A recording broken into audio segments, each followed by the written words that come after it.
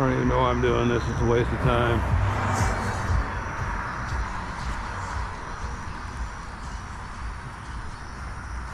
The right thing usually is.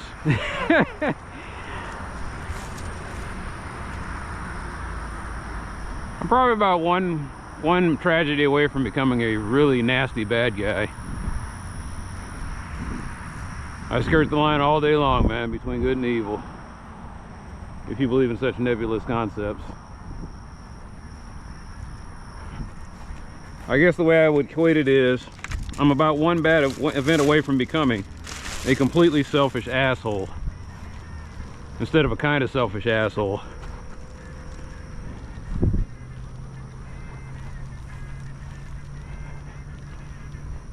I do kind of miss running on this field.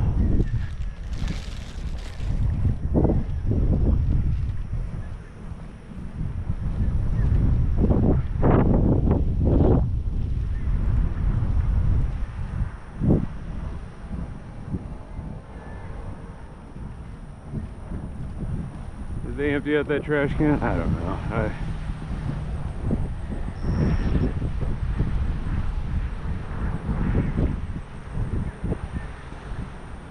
What I would think would be pretty cool is I put these videos together. My hope now is that I put these videos together and like community groups and neighborhood groups are being nosy bitches and they're watching it and they're like, oh, that's not good. Let's do something about that. Let's get together and be nosy bitches together and get some stuff fixed. So they cleaned out that garbage can finally. I'm hoping that's what's happening, is maybe I'm putting this stuff up there and a bunch of people are like, oh no. They said, let me show you something. It might backfire. One day it's like, look where he's going, we're going to stop him from going there. I do get that feeling sometimes.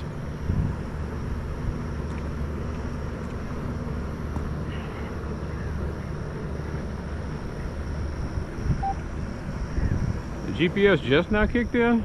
Is there a garbage can over there? Yeah, it's a garbage can. No ants. Which is weird. No, I guess it's not weird. I guess it makes sense. Maybe they spray over here.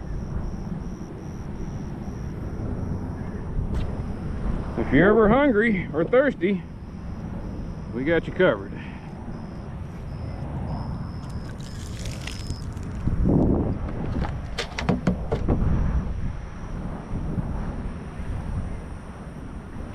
I got something on my gloves, I just don't know what it is.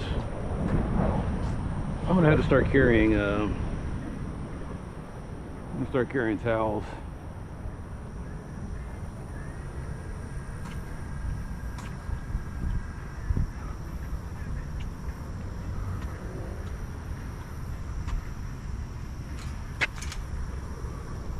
Or maybe they think somebody's gonna walk out with something, I don't know.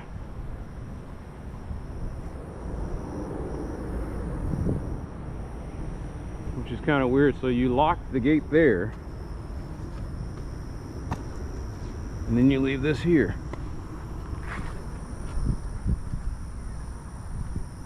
Although I just put my foot over it. Oh wow. She stunned me. Who was that? That was locust or something. That thing was giant.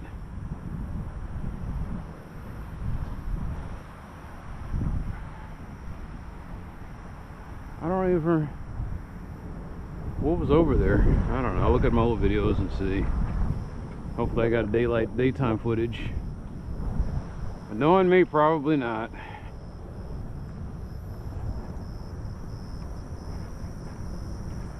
So is this the entire Tim Follin Silver Surfer soundtrack?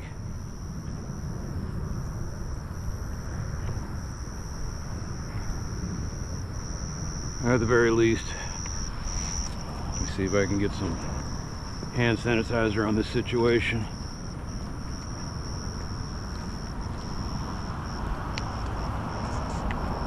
You know, one good thing about me doing this is my immune system never gets bored and tries to attack me so far. It's like, dude, I got other things to be doing right now. I was like, I got dog DNA running around here. I got cat DNA pollen. I was like, what's this new germ you exposed me to? Tuberculosis, where did that come from? I'm like, yeah, I know, it's a lot.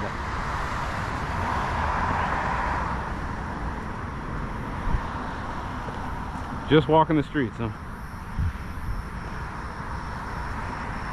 The city of Dallas is a filthy place. That's all I can really tell you is the city of Dallas is filthy.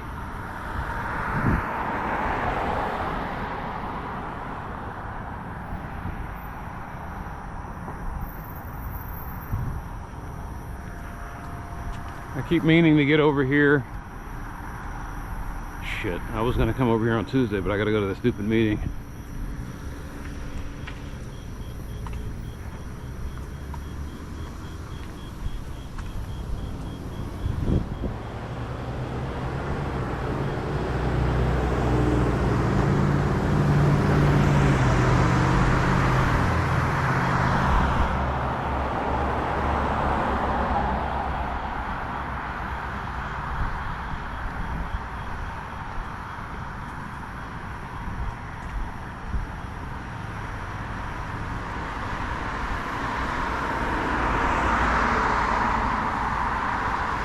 Yeah, that's why I wear the gloves.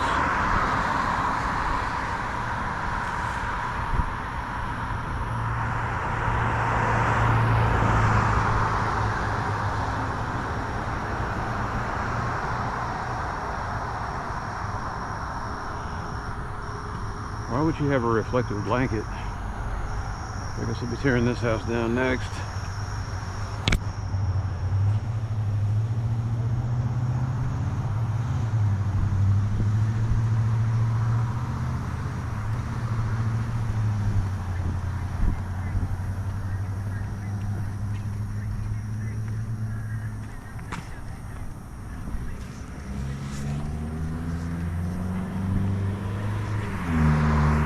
So I got two. Oh, maybe they're selling this one.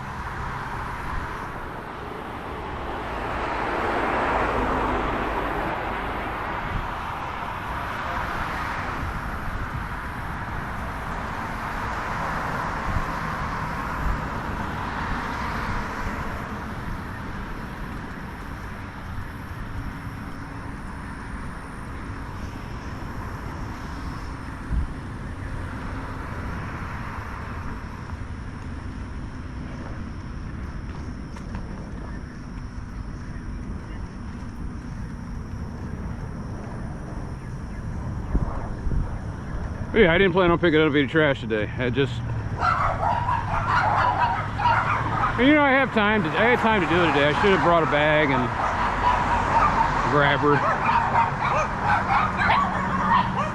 Well, I'd have been out here till 11 though.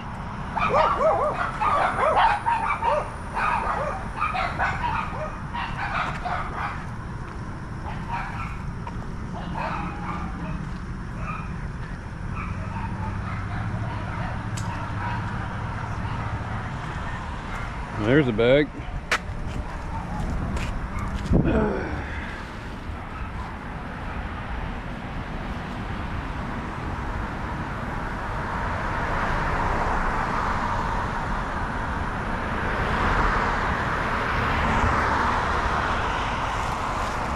I guess we'll do, like I said, we got an hour. There wasn't anything else going on today, so.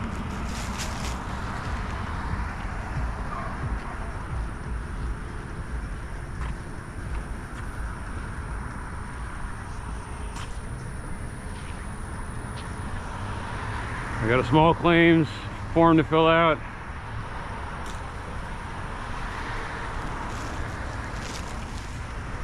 A couple of letters to write. It's always something.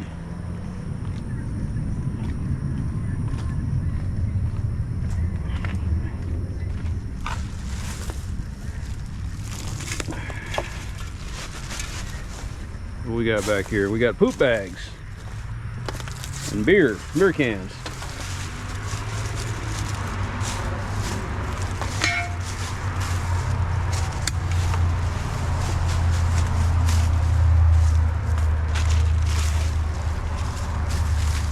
A lot of poop bags.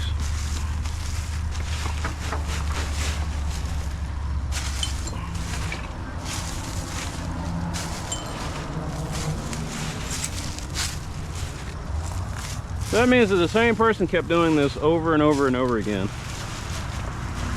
This looks like there's not just a group that's going around throwing poop bags. It just looks like there's one individual who's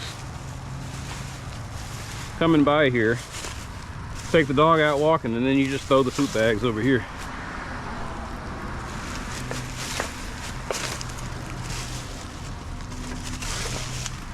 Who's this? This is a portable TV.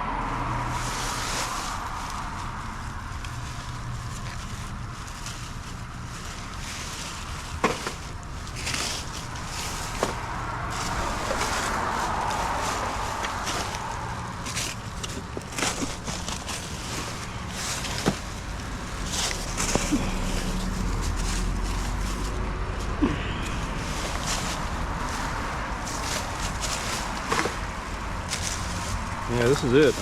I'm not picking up any more after this. I've met quotas.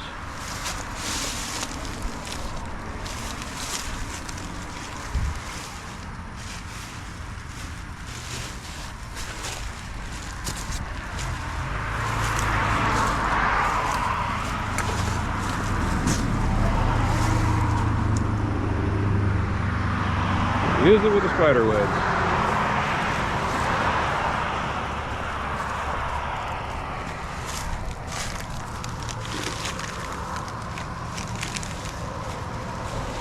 All right.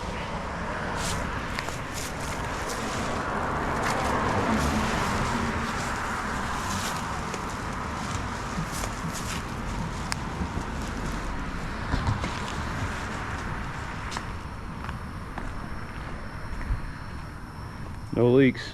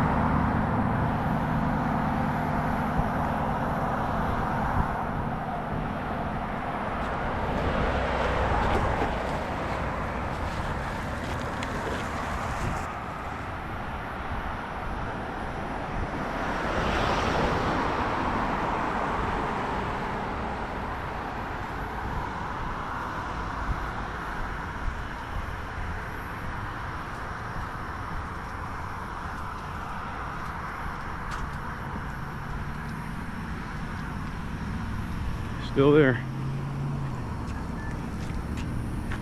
I keep waiting to get some daytime footage.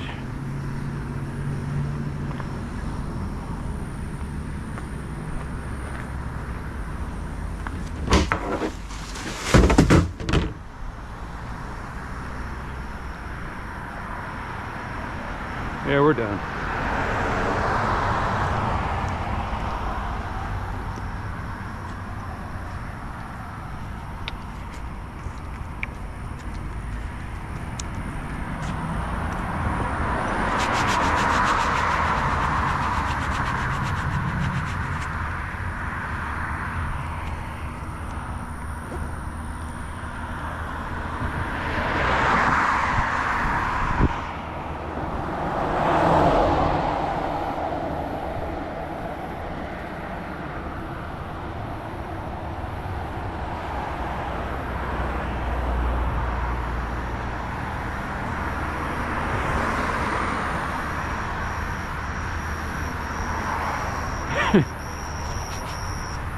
Considered a classic song now, Pop, Lock, and Drop.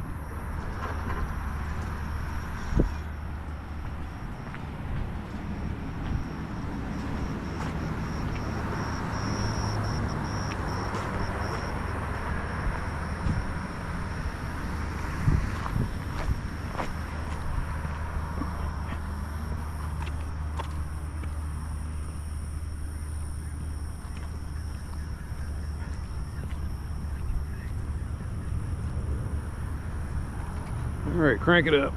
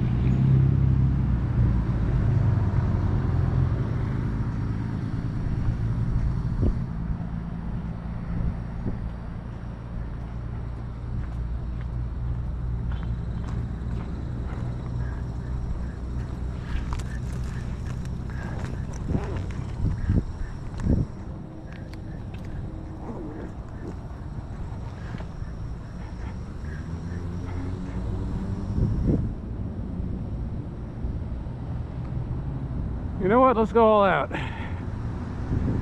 I'll be out here till midnight. 3 hours. 3 hours of darkness.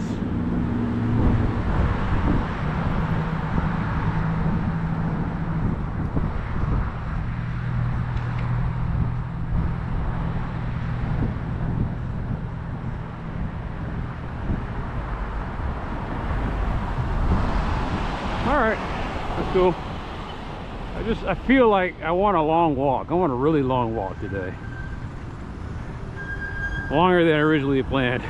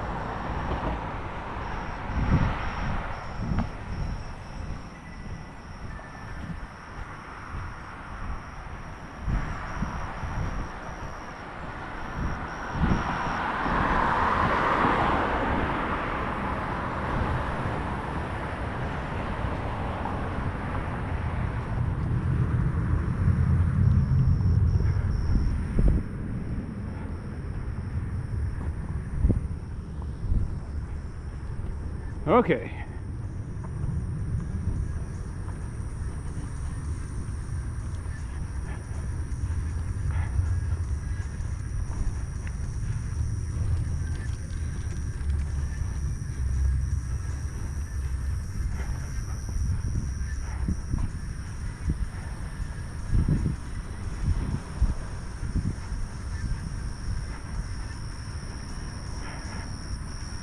So this is what happens when I get 8 hours of sleep and a whole bunch of starch in my system.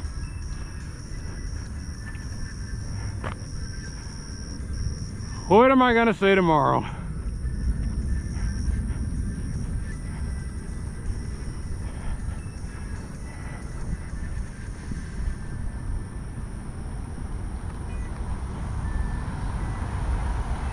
I just don't understand, like I said, it's just this insanity where they're going to say, well, we need to take the funding out of DART's hands and just trust that these suburbs are going to do the right thing and spend on their own transit networks. And I was like, it's not our fault. It's not the people in this city's fault that you guys didn't budget enough for infrastructure out there in the suburbs. What is it, robbing Peter to play Paul or whatever?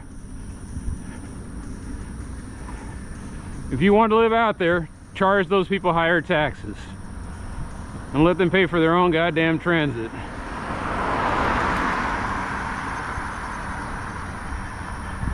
Instead of literally getting government welfare to pay for your overpriced houses out there. Anyway, it's not what I'm going to be saying, but I'm just going to point out that if you want to cut funding for transit, that's fine. But be aware that what happens is that's not going to stop the people that you don't want from ending up in your neighborhoods. In fact, it's going to bring them to your neighborhood in a way that you don't want, that you could not have seen, or that you refuse to see. You thought it was bad when there was train loads, when there were light rail loads and bus loads of people coming in. Wait till they start coming in with their raggedy cars. Substandard cars with stuff leaking all over the road, with bad suspensions, with bad brakes, with stuff falling off of them, smoke billowing into your area. Suddenly your AQI goes down because, or goes through the roof because people are driving cars without proper emissions checks. Unlicensed drivers, drivers on anti-seizure medication. Maybe a driver with multiple DUIs, but hey, he's got to get around, right? All that, if you fail to factor it in, will hit you like a sledgehammer.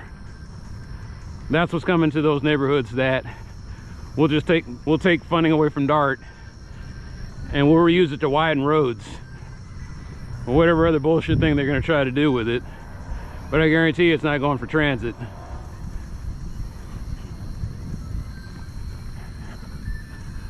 Anyway, that's the vibe I'm feeling tomorrow.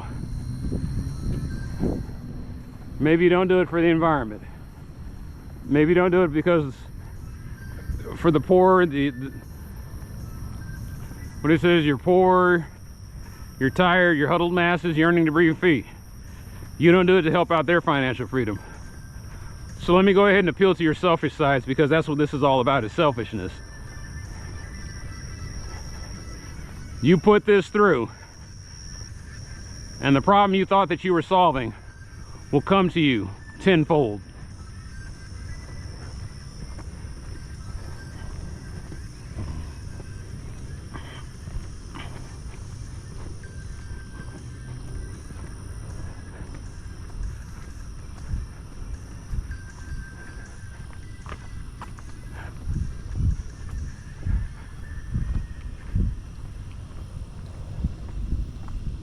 That's all you gotta say. I mean, that's all I need to say. I keep thinking about the story of the Gettysburg Address. At least from what I think it was Ken Burns or somebody had pointed out, they were saying that before the Gettysburg Address there was a pastor that came up there, or there was a senator, some other kind of statesman, and he comes up there and he gives this long 90-minute speeches that goes all over the place, and the crowd's just sitting there clapping. You know, he's one of the great orators of the time. And then here comes Abraham Lincoln, President of the United States, and he delivers the Gettysburg Address. And the Gettysburg Address, back in that day, it's not a long speech. Maybe 5 or 10 minutes.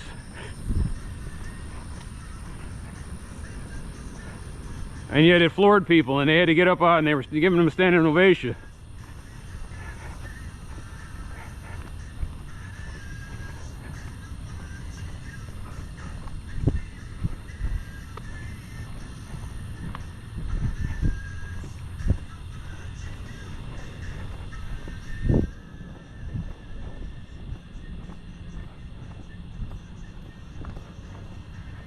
It's amazing the amount of stuff you can say in 1 minute.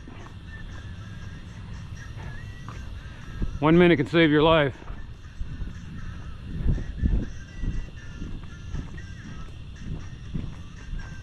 It's amazing what you don't say can save your life too, though. I hope not to ever find that out, but you know, will there be that night where, like I said, I get a Barney Fife?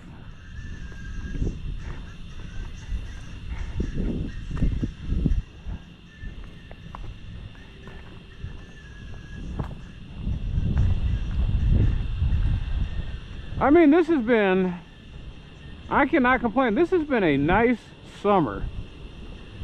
I'm out here and there's a cool breeze hitting me in the face, and it's still hot and humid. Don't get me wrong, it's like at 80 degrees and muggy, but there's a cool breeze that is more than making up for that. You know, I've been able to breathe this summer. And somebody would say, well, that's proof that climate change is a hoax then, right? I was like, no. What you're not seeing here is this. You should be worried, because there's a good chance that what we're feeling right now, these are the tears, or these are the last wails of dying icebergs. Right now, our weather is in total flux. I have no idea what's going to happen next. I look at the day's reports and it'll say a week out. It'll say a week out we've got sunshine. And then it says it's cloudy. And then suddenly there's a torrential downpour. The pressure's all out of whack.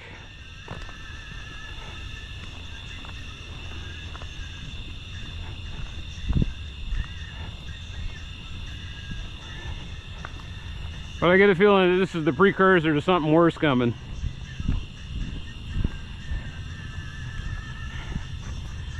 You know what it's like?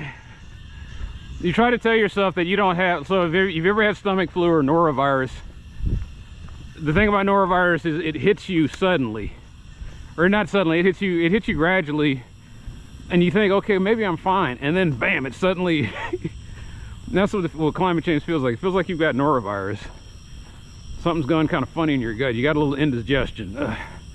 That's all right. I mean, it's just indigestion. Maybe I just ate something bad.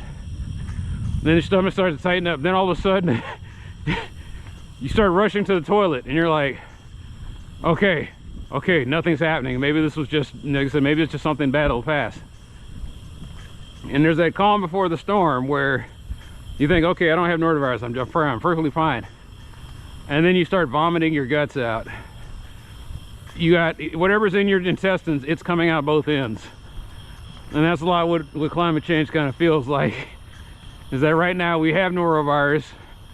We're trying to tell ourselves we don't have norovirus, that everything's fine, it's just a stomach ache, or it's just I ate something bad, whatever. And then it will become abundantly clear that we can't hold anything in, and we're in this for the long haul. But unlike norovirus, which usually passes within 72 hours, this might be more like, I guess, diphtheria, or what's that other one, cholera.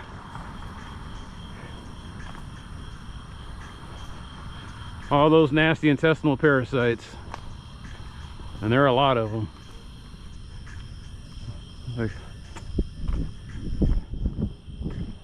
The weather is about to go through our guts like a wrecking ball. Anyway, this is a nice summer, but I got the feeling it'll be one of the last ones.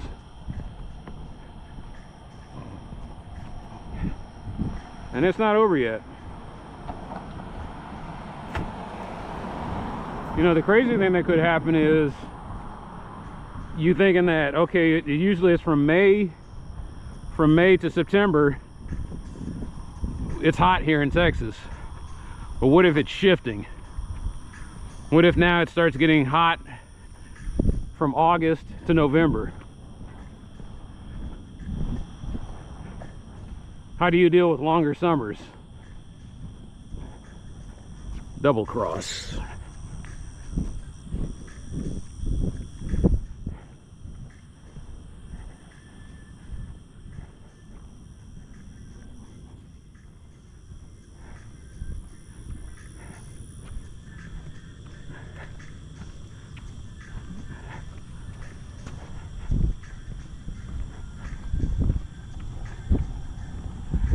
Anyway, I'm gonna shut up now. I'm gonna go back to that previous song, Private Eyes.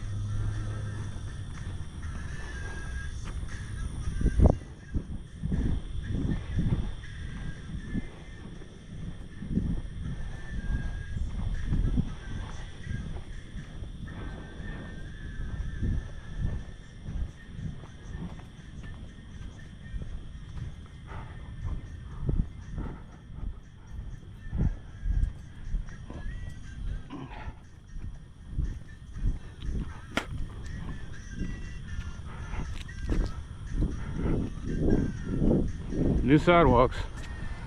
Oh. What's up, kitty?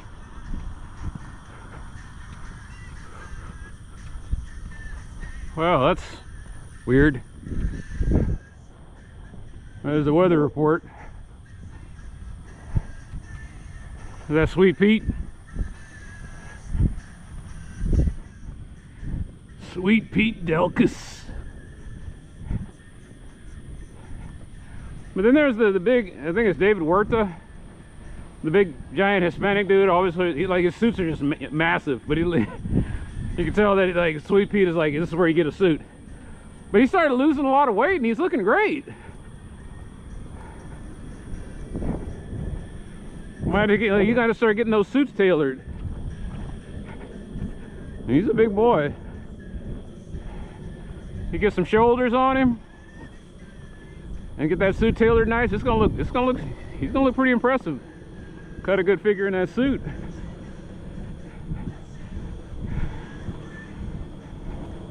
If you want to look good in a suit, like I said, it's not just the tailoring. You need shoulders.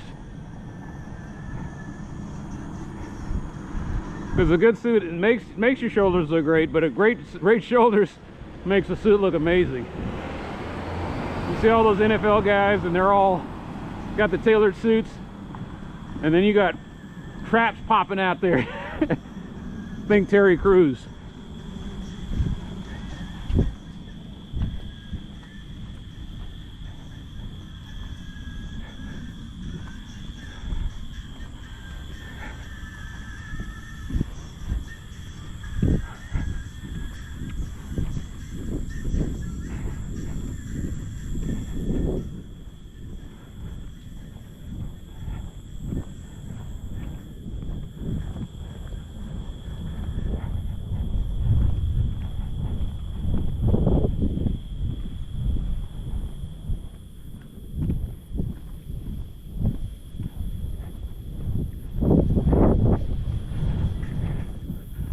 Yeah, I can't really tell what's going on with this house. I just know that things have changed. I think this was the house. They used to have a trailer, and the trailer was made out of a truck of a Chevy truck. You can tell whoever put it together had some welding skills. Anyway, I don't even recognize this neighborhood anymore, man. I can't remember what used to be here. This might have been the house right here that had the trailer, and you can see, as you can see, they're long gone.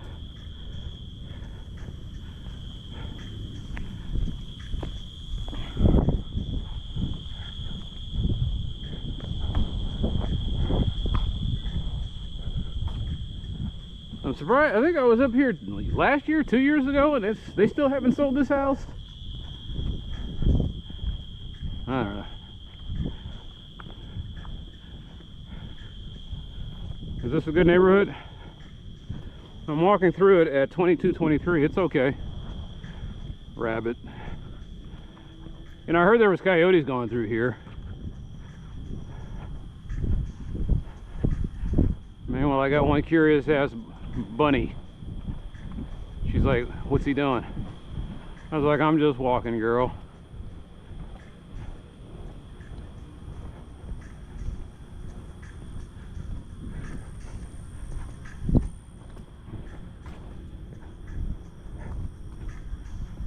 Oh.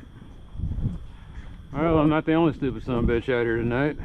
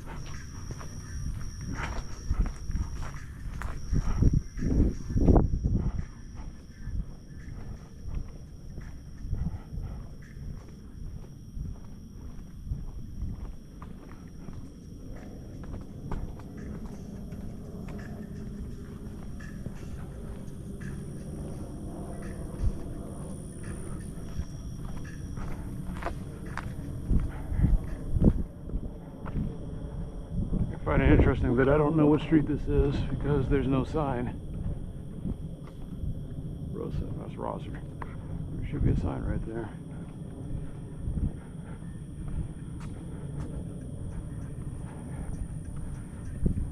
I forgot what used to be here.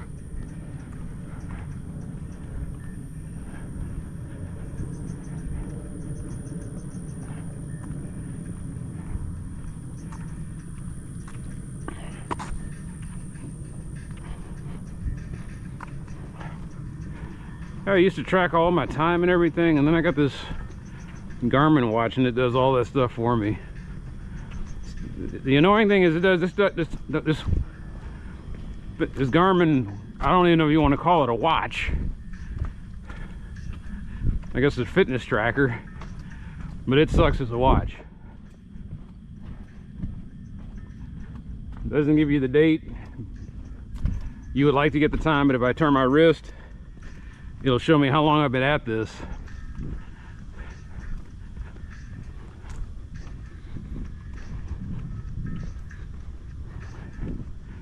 The curious thing about this watch is it doesn't have a GPS built into it, which is dumb. But you know, I bought the cheapest one I could get. Is the Vivo Smart, and all it's supposed to do is all I cared about was that it tracks my steps, and that's pretty much what it does. I just needed a step counter.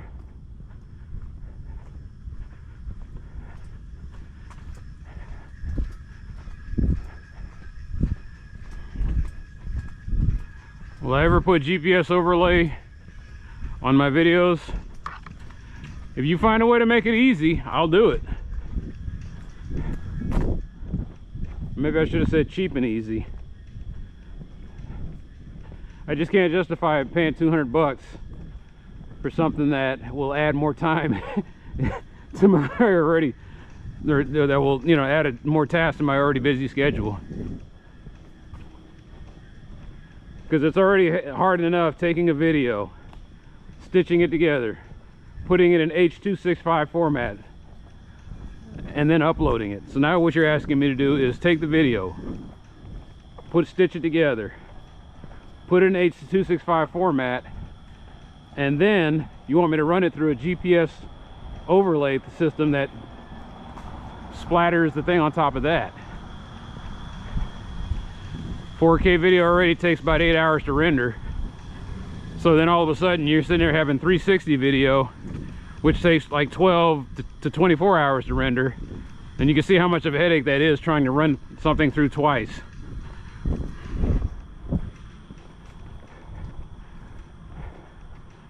Maybe I need to pay for, you know, I guess if Insta360 sold an application, I would probably buy it. It'd be a one-stop shop. I would just have it doing this, this, this, and this.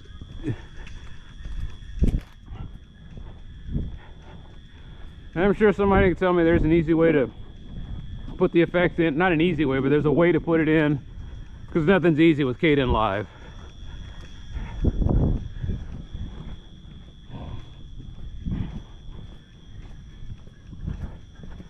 Case in point, what'll happen to me sometimes in Kden is I'll have a folder full of my video files, and I dump it into the project bin, and it starts running through them, and I grab them and I start putting them on the timeline. Suddenly, while I'm moving around the timeline, it's unresponsive, it freezes. And normally I would wait for a box that says Kden Live is unresponsive. You want to wait or force quit. There's a bug in Kden Live. It doesn't even do that. It freezes up. You wait a minute, and then it just completely crashes. And so you have to sit there and start it up, tell it to restore it, yes, go back for what you originally were, and then whatever place that you had in line on the timeline where you were trying to cut, you have to try to remember where that was. Which is annoying if you've got like 5 cuts to make. Oh, take me out of the video. Okay, there's an extra 10 minutes. Oh, I took a picture of something offensive. Oh, let's cut that out. I had to make a phone call, and they were asking me all sorts of personally identifiable information. Oh, gotta cut that out too.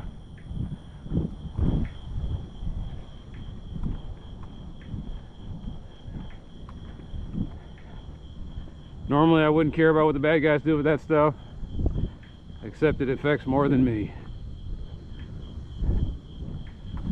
A lot of people take a very lax attitude toward their personal identifiable information. They just, you've seen it on the video. I've posted stuff where somebody has their birth certificate lying out there on the ground. The only thing I think is maybe that happened. I don't know why it's on the ground. I was like, maybe somebody got kicked out of their house and they only had so much time to grab their documents. Maybe they're living on the streets now. And it's always a depressing read because none of these people are over 20 years old. Like, they're young. Too young to be having any kind of like financial security to where they can have kids. But there it is, a birth certificate. Such and such got such and such pregnant. She's like 16, 17, he's like 24.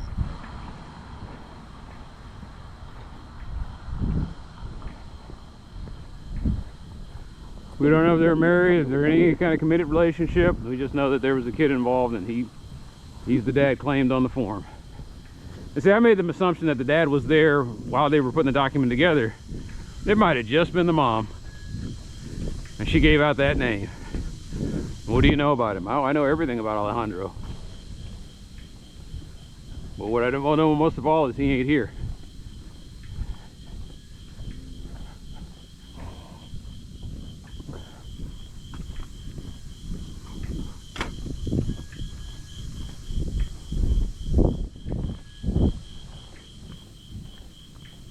Real people with real problems. Yeah. That's why it's refreshing to come down here. And I keep waiting. Damn it, ran right into her. I don't check next door, but who knows? You know, to see somebody asking, who's that guy with the helmet? Thankfully, I don't think they have to ask. I think the word of mouth has already spread.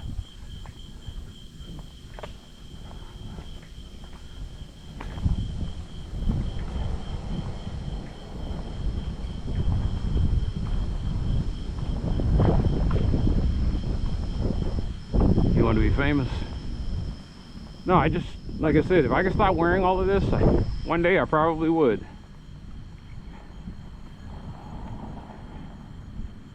And I miss the old days when I didn't wear anything but a headband and a Walkman. And I would just go through the neighborhoods. And then it got to the point where it was like all these, so I was walking during all that period of time where the police departments of the United States, oh, they had long since had open season on black men. It's just that they were catching it on camera. And so I panicked and wondered, oh my God, am I going to become a statistic? And a couple of times I felt like I've had some close calls, which I captured on video. And I wonder how differently it would have turned out if I didn't have the camera.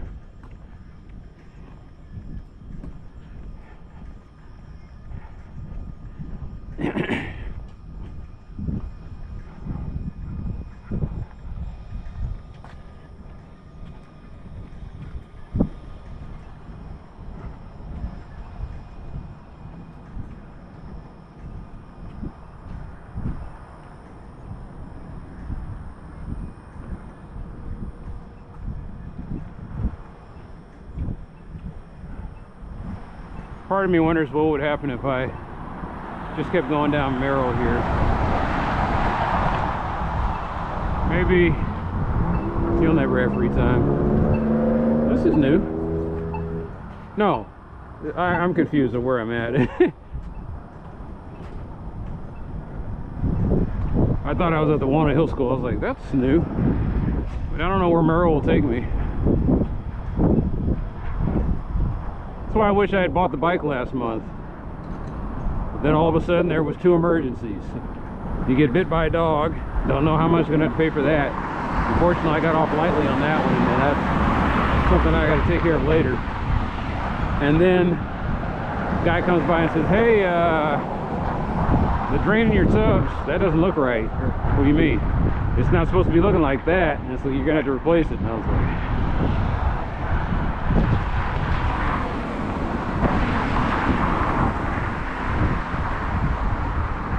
like, every single time I go grabbing for that cash and gonna go do the projects that I've been planning on doing since this new year started, something comes up.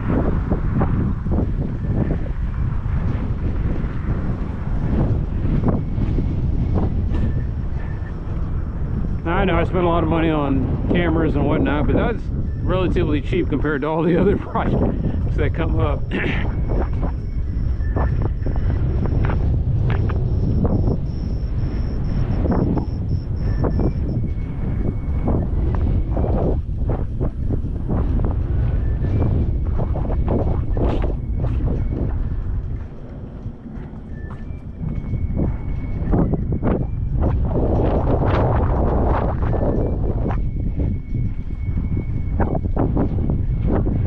It's weird to me how they've got the lights on in that dry cleaning shop.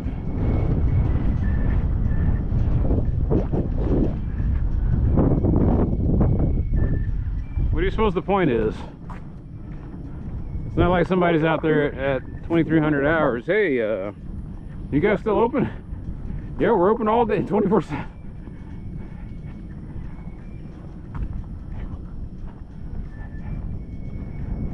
That's the other thing that's kind of changed since the pandemic. Is before, stuff around here would kind of be open 24/7.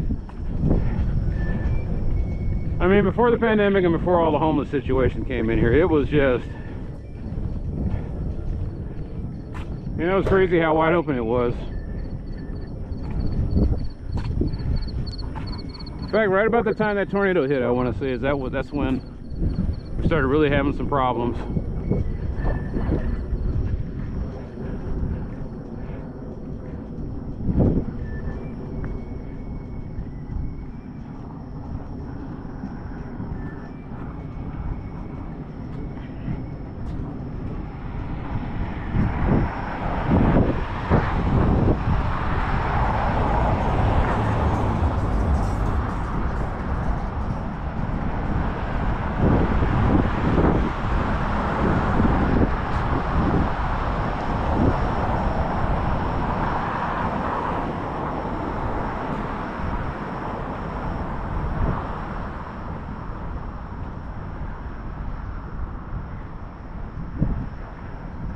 I think I might have stumbled into one of my, what do they call this stuff? Chill wave. It's all the little junk videos, like you get like they're 2 and 3 hours long. And there's some guys random, either AI generated or maybe some guys took heavy samples. It's something I play in the background when I just need some noise.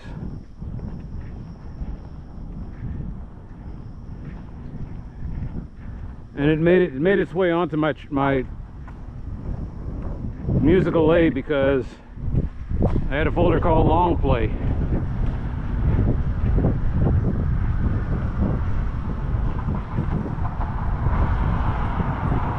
And I would hit the button and listen to something else, except I think right now all I need, I just need some noise. Okay, so this is an anime soundtrack, or not an anime chill wave chillax. That was the girl from Samurai Champloo. In fact, that might be what this is.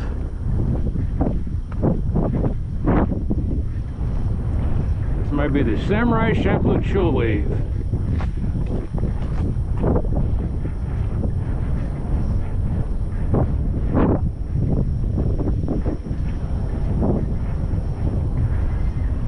I guess that's something to note on my camera is now that Texas has pretty much gutted the public school system, and now there's going to be just a voucher program. You're going to see even more stark contrasts like what I just saw. You go by the Episcopal school and they got a big giant plaque and a brick wall, and their traffic thing is brand new, and it's got the motion detection walk signals. And then you come over here to DISD, and they just now put in this. Before it was a temporary thing while the tornado hit. This goes away. I'm not even sure why they built this like this. I don't know.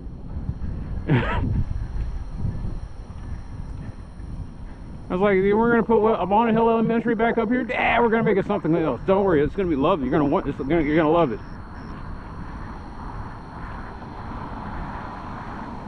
And it's called the Career Institute. I don't know what it is. Is it a charter school?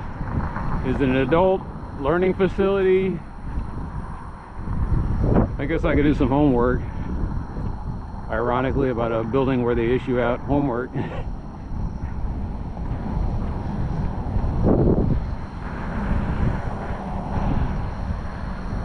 I mean, I got a bike rack sitting over there. I wonder how many people use it.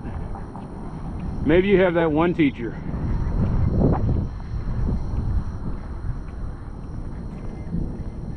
Oh, this thing grew up strong.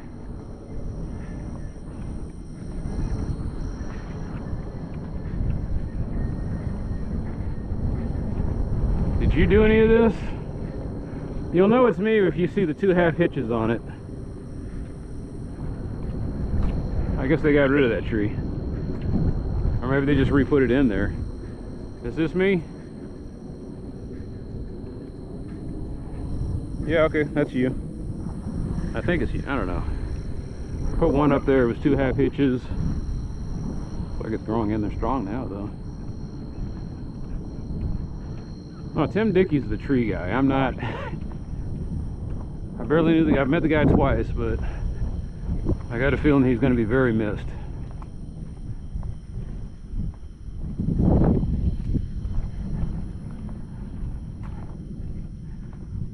What was nice about having Tim Dickey was, in the limited time that I got to know him, was anytime I was having a problem with Bachman Lake, I couldn't get this working, I couldn't get that working.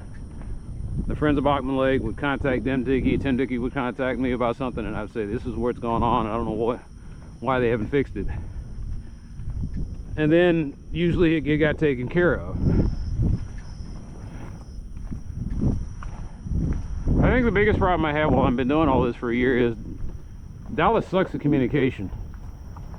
They'll take your ticket and they'll close it out, and you're thinking, oh my God, you just brushed me off, and it's like they didn't brush you off. It's just this happened, that happened, and you wind up calling the guy up. Why did you close this out? Well, it turns out that we're waiting on a part. I was like, then don't close the ticket, just say we're waiting on a part. And I was like, we don't have that feature. It's either active or it's closed. And then somebody put some stupid arbitrary value where I guess they got to get them closed out in a certain period of time. They can't have tickets lingering.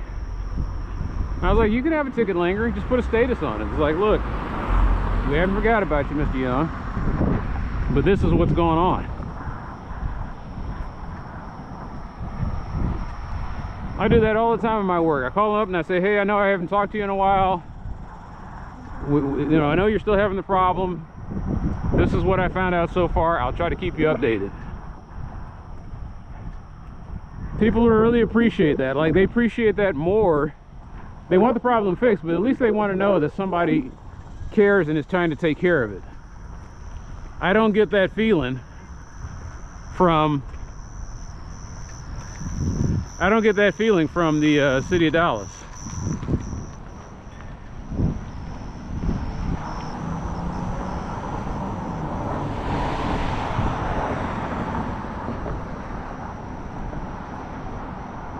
Whatever was going on there, I hope that it was above board.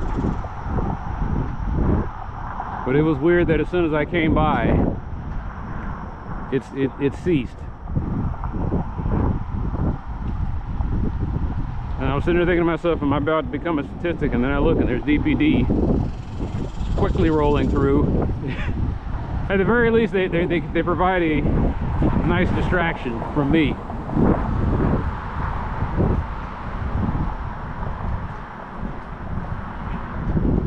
But I don't think we need more police. I think we need, I know we need. Dallas needs, like when Alex was talking about, Dallas needs a community web. Dallas needs a neighborhood watch. Dallas needs people who actually live in the community to be eyes and ears.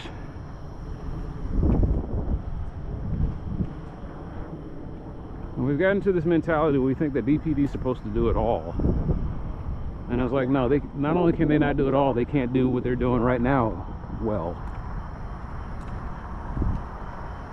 That's what community policing is all about. It's about not just sitting here talking late at night through cameras on YouTube. It's about me having a group of people that do that.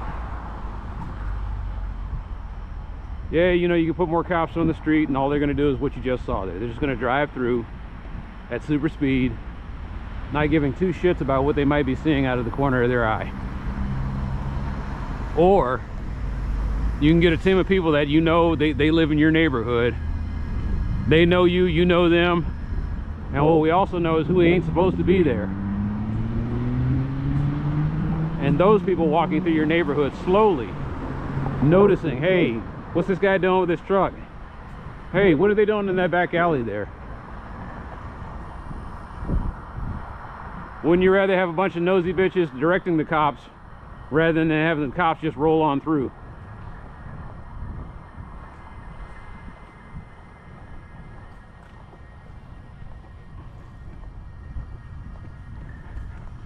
But you get the conservatives, they get out there and they tell you, oh yeah, we don't need this, we need more cops, we need this.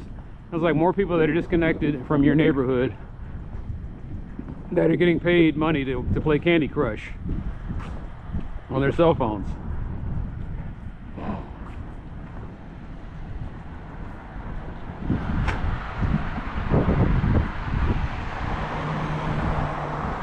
I wouldn't even mind if they spent more money on the police if it meant that they were just going to get more beat cops and not cops in cars. I wouldn't mind a uniformed officer doing what I'm doing, walking around, just kind of strolling. Just a regular, like I said, a foot patrol does a whole lot better than a car.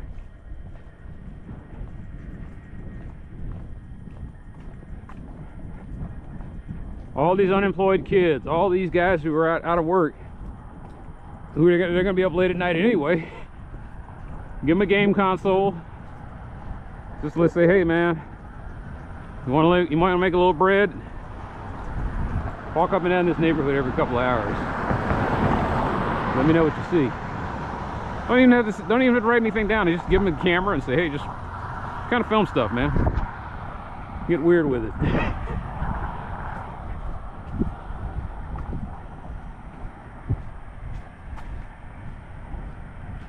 You're going to be up late at night anyway. Might as well be up late at night doing something constructive.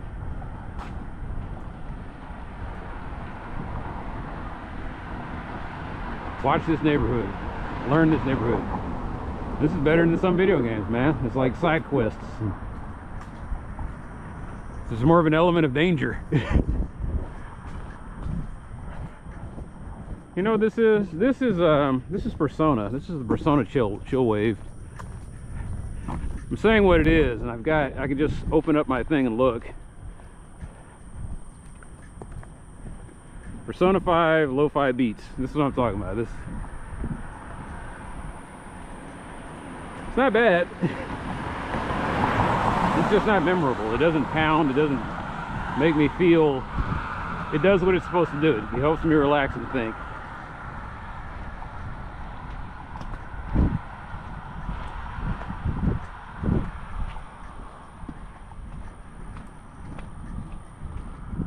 We're not going to do what you said. No, they're just...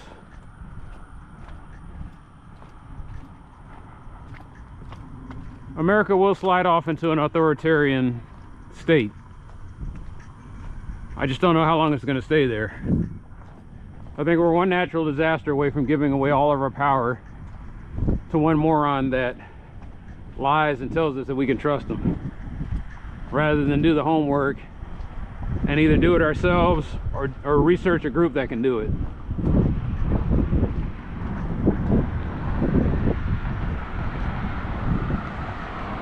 My YouTube subscription feed is just littered with guys who want to do the right thing.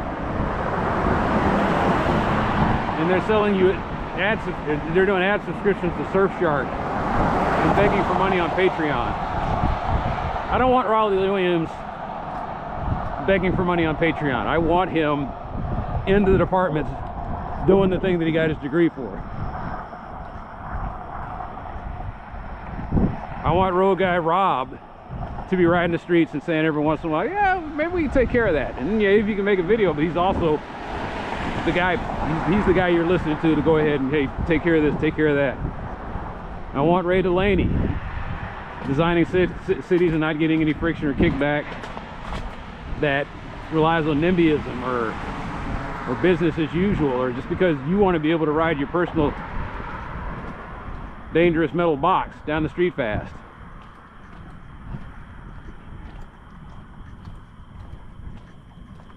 Shit, I think I just, okay, she's all right. I mean, walked right under my foot. I don't kill roaches. Roaches are more useful than people. Roaches are designed to take care of a problem. They don't create problems.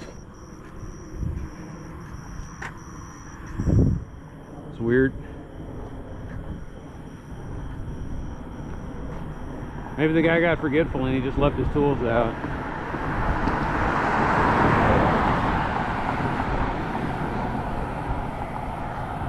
Once again, BPD just rolls through. They don't see, he's not going to see what I just saw.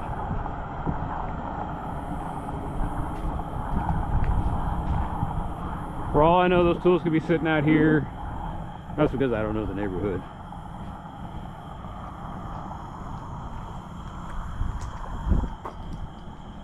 Bottom line is I always catch something interesting on foot versus... That's why I have a problem sometimes with... That's one of my problems I have with code enforcement is they'll call me up and I'm like, how can you not see it? And I was like, they're not seeing it because they're in a car. And they're riding around and they're asking you for directions. I'm not seeing what you're talking about. I'm thinking, get out and get on foot. And I think they do that eventually and they're like, oh, I found it. And then they hang up.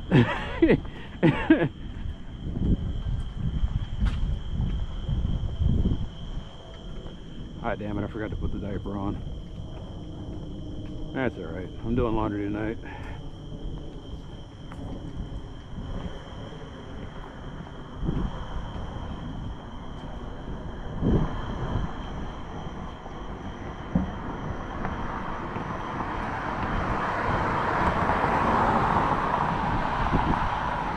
But yeah, I guess I'm in a talkative mood tonight.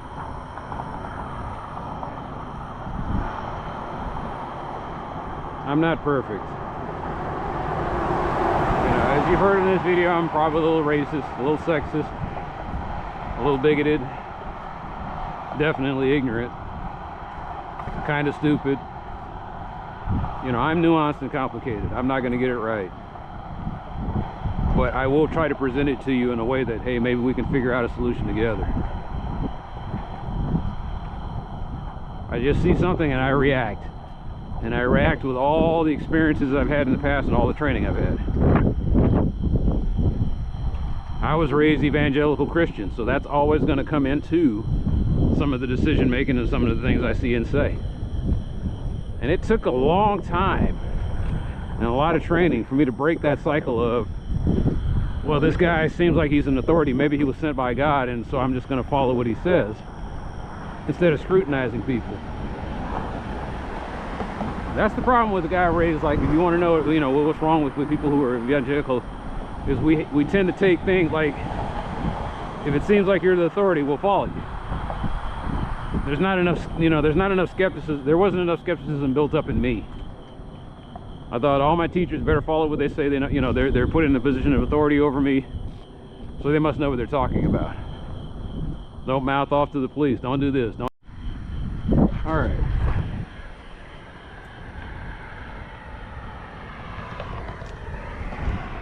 Shit, I don't even know how much time I got left. I got. Oh, ever since I got a 512 gigabyte SD. Anyway, what I was saying was, being an F, ever since I got a 512 gigabyte SD card, there is, you can fit a month's worth of stuff on I'm walking around with stuff from last month still on the camera. It's amazing, and this is, like I said, this is 4K 60 video, and it barely puts a dent in the storage. A 3-hour video barely puts a dent in the storage of this card. Anyway, getting back to what I was saying. always seems to cut out when I'm hitting that high note. Was when I was raised evangelical Christian, I gave people instant respect and authority over me. I never questioned their wisdom. To this day, I still kind of get like that. I give you by default respect. Now I'm getting a little bit more of a cynical edge. I do get the feeling sometimes that everybody's an asshole, that everybody has an ulterior motive or an angle. And people are always talking about, you just don't have enough street knowledge. That's what street knowledge is that you scrutinize everybody. You don't believe anybody. And that's a sad way to live. We're not as bad as we seem, but we're definitely not as good as we could be. I know I say that a lot. I say things aren't as bad as they seem or as good as you like them to be. And it applies to people too. People aren't as bad as you think, but they aren't as good as they could be. And that pretty much encapsulates me. I am not great. I am barely good.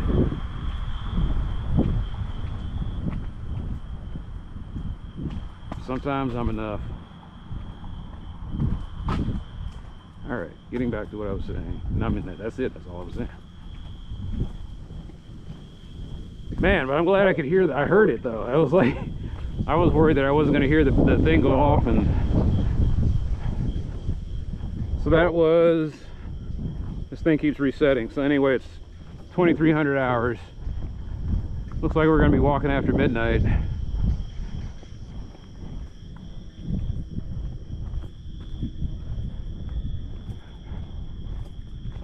I'm worried if this thing goes out. I mean, what I'm gonna have to do is I'm gonna have to be out there on Lemmon Avenue trying to rewire myself, plug up my battery back up, so that'll get me through.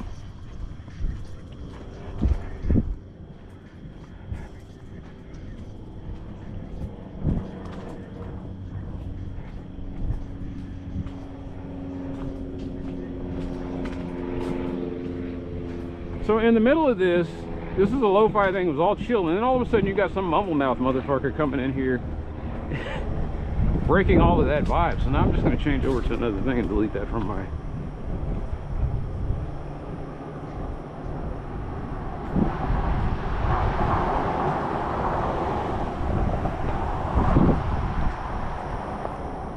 Kalimba. Oh, I got a Beyonce song.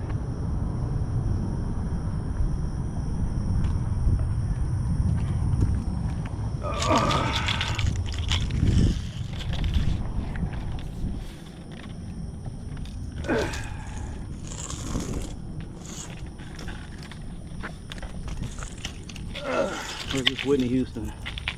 You can't tell the difference.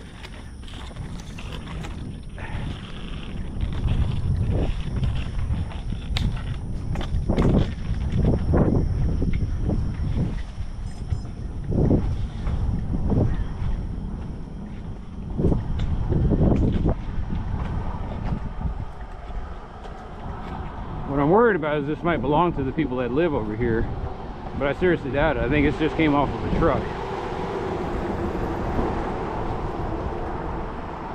There's a vest over here.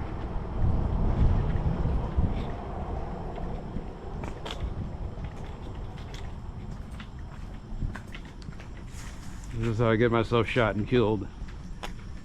See, there's another poop bag.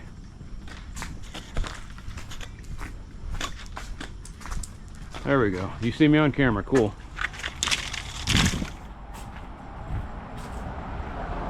So what were you doing? I was like, I was moving this from the sidewalk to the back alley. And if I wasn't supposed to do that, well, I don't know. Ambiguous.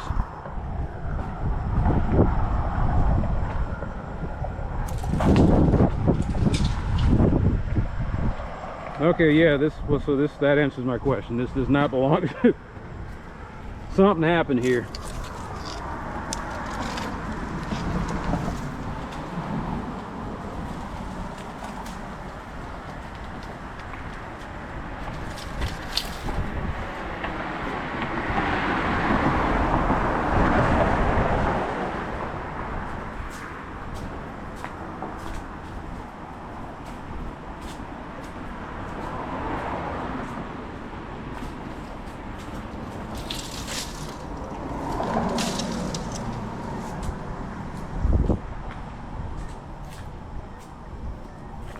always wonder how it's going to happen. Is it going to be I hear the cock of a shotgun and there's somebody yelling at me?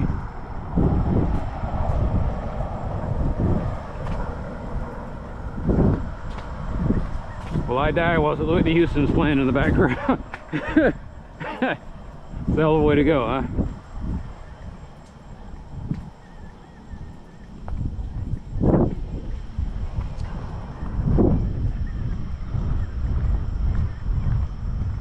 So Michael Madsen died. Yeah. So now he's up there having a party with Tom Sizemore, I guess. Or down there, or wherever you want to believe.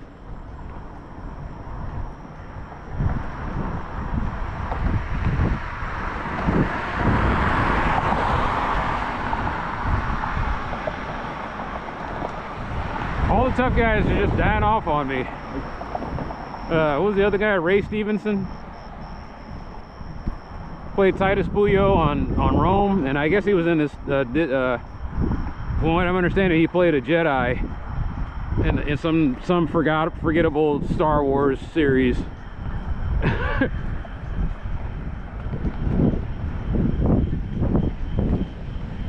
I mean, who am I going to lose next? I mean, if Vinny Jones goes, I don't know what. I was like, it's like, dude, we're running out of tough guys. It's kind of fitting.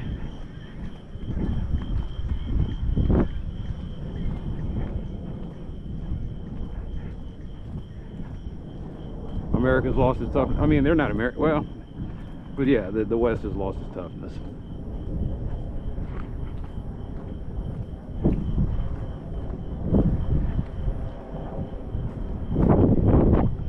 Sometimes I watch YouTube channels and I have to watch them with a grain of salt. I've kind of learned that, like real life lore. He goes places, but he does make me think about some things. And then there's second thought, who I kind of have to scrutinize. I'm like, wait a minute, did it really happen like that? Let me do some research. It's like some guy in Jacobin is writing the article, and maybe he's putting a biased slant on it. Maybe he's not telling you the whole story.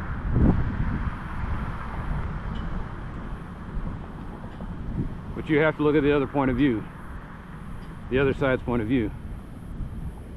That's why sometimes I'll catch myself reading Chinese stuff, you know, stuff from the Chinese, what do you call it, the South China Morning Post.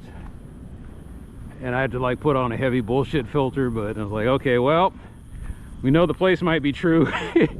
We know the time. Like, I can't even, like, who, what, where, when, why is all skewed. So you put your bullshit filter. Why would the Chinese want me to know about this and what's really going on? Who's the other guy that I kind of scrutinize? Oh, so I love reading Al Jazeera. Because Al Jazeera, don't get me wrong, they're trying to save the Muslim world. But the scary thing is they're more secular and they do news like news is supposed to be done. There's a reason, like the only slant that you got to know is why did you bring this up? But know that what they're reporting is probably factually correct. You know, you read Al Jazeera when there's something that fell through the cracks that you need to know about, and they're saying, look, West, this is what we gleaned from this. You need to do something about this.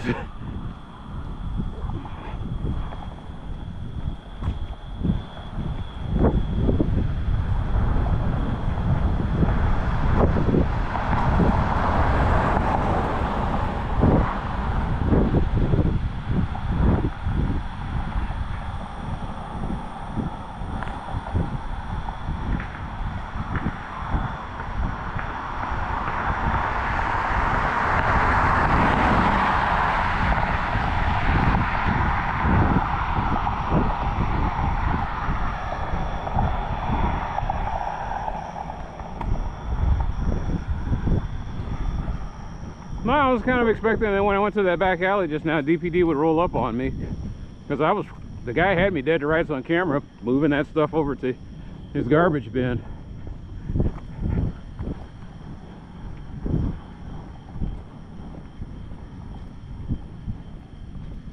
Don't think he'll be thanking me.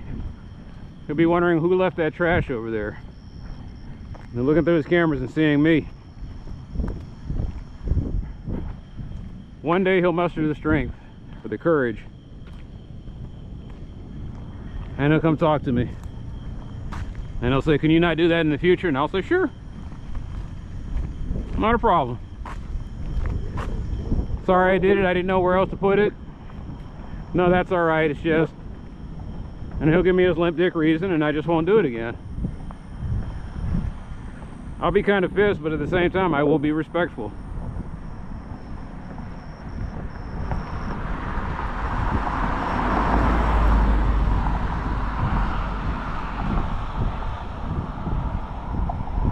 Or he won't say anything at all. Or he won't say anything at all. One day they'll just come up to me and do what everybody else does when they kind of let me know. Is basically, like I said, my racism comes out, but I know what you're trying to say. You're looking at me and you're saying you're one of the good ones. And I was like, yeah, okay.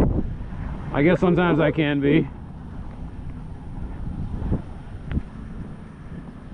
Take it as a compliment.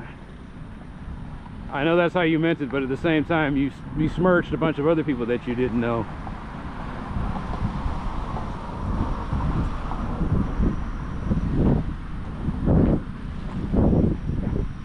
Every time I hear the Krang theme, I think this fits my walking gait perfectly. Just dopey, dumpy, weird.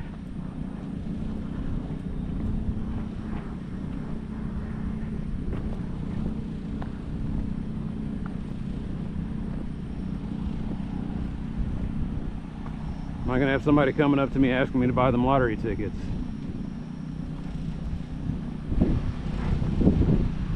Like, it's crazy. You'll see it all. I mean, it's if I survive this. But just how things just turn so quickly. I go from this nice neighborhood where things are pretty quiet and boring and nothing ever happens, and then you go to these little pocket places where the worst of humanity hang out, reminding you, hey, by the way, there are bad neighborhoods. Oh, I was about to change it, and then you go off and put Tony on there, man. I will always have good memories with this song. I was 13 years old when this came out, and I'd hear it over and over again because I got punished a lot.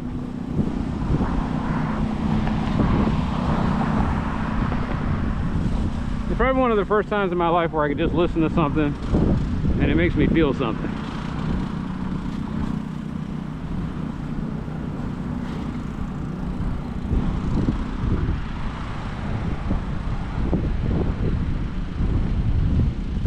But I get it, this is freak music. I'm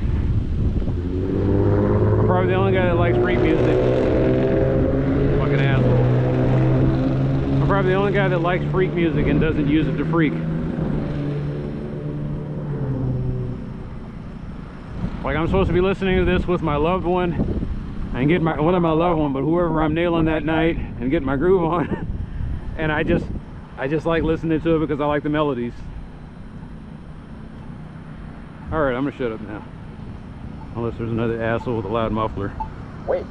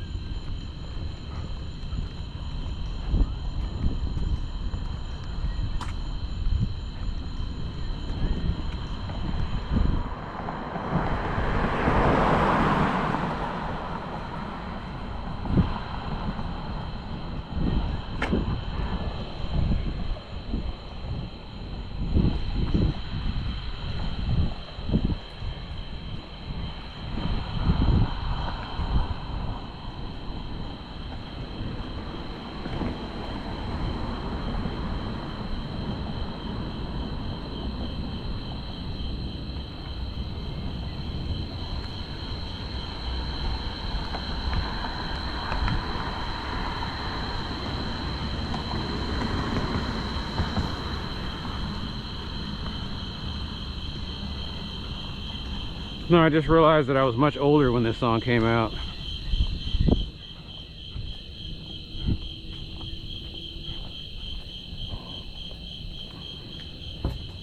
It's a weird song. It never rains in Southern California. Now the funny thing is, I guess with climate change, that might change. This might not make any sense to people in the future. That's assuming there's still a Southern California in 100 years.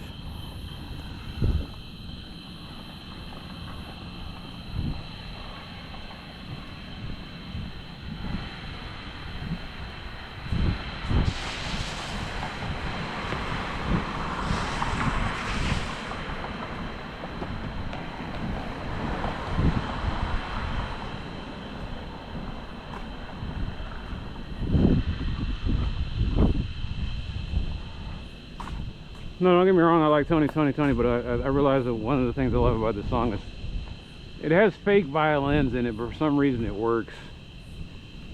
It had synthesized violins, and I just remember that part, and it swings. Very steady beat. It's all part of the 90s and that big machine, and it's a very 90s song. But yeah, there are reminders in this neighborhood that I am, like, this is a nice neighborhood with nasty in it. And it reminds me of something that the guy from Chicago told me. Like, he said, you don't get stuff like this. And it is uniquely Dallas, where you see me walking through a nice neighborhood. First of all, you see me walking through a nice neighborhood. Cops roll by and there is nothing going on there. There's no stop and frisk. There's no lights flashing. There's no question of why I'm here. The other thing is mixing. Like I said, you got a convenience store and you got these nasty places that are open 24/7, and just about anybody could show up. And you have that in the middle of these nice neighborhoods. There are a lot of spiders over here.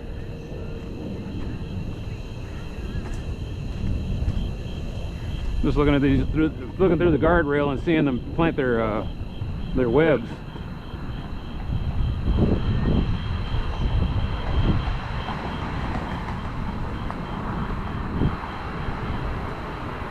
I just felt like a long walk.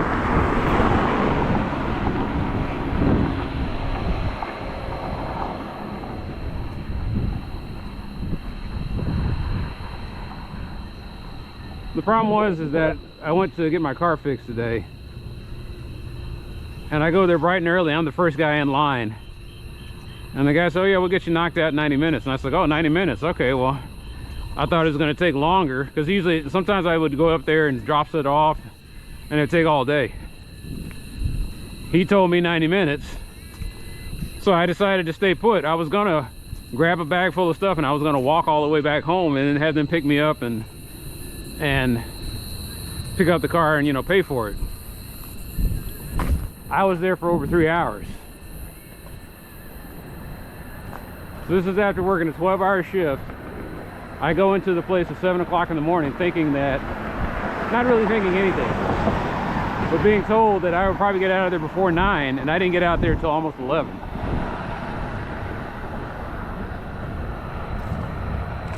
Anyway, it made me want, like I said, I had in my heart that I was going to get a long walk today.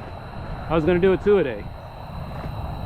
I was going to get some 3D footage of me at the dealership, coming back this way, going home, and then maybe coming out tonight and walking me a little 4-miler. And I was robbed. I was robbed of my 7 miles.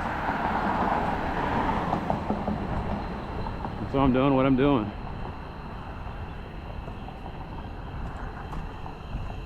I just felt I've never done this before, and because it's a long walk, I think it might be 10 miles, I don't know. But I said, let me try the upper limits of Bluffview, or the upper limits of Merrell, and then go through the other extreme of Bluffview.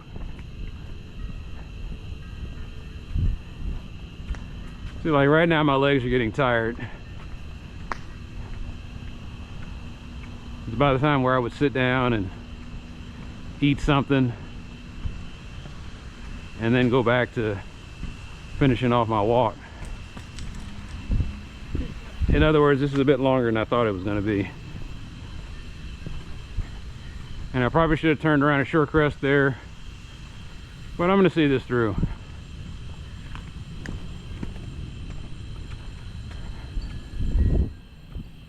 I don't want to go home because there are tasks for me to do at home.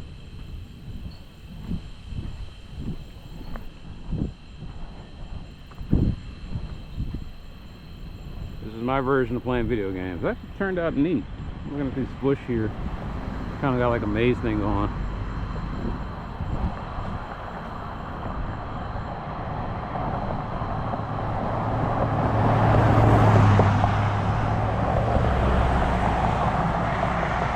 Like, this is what I'm talking about. I'm looking at all the landscaping up here, and it looks absolutely gorgeous even at night. And I know, despite the fact that I see some really nice landscaping here, there's a good chance that a terrible person lives here. So how terrible could they be with landscaping this good? Maybe it's an inverse relationship. The better the landscaping, the worse the person. This person must be the devil incarnate. And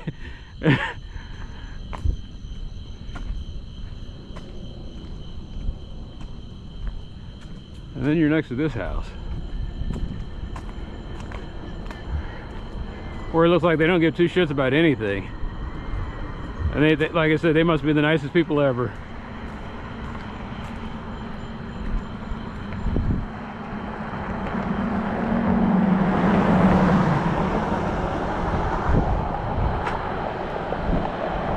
Life doesn't fit into nice little packages like that. Instead, you're left to wonder why we can't come up with a theory that unites the quantum universe with the astrophysics universe. Why they never seem to scale up, why there seems to be some brokenness there. Because, what's my theory?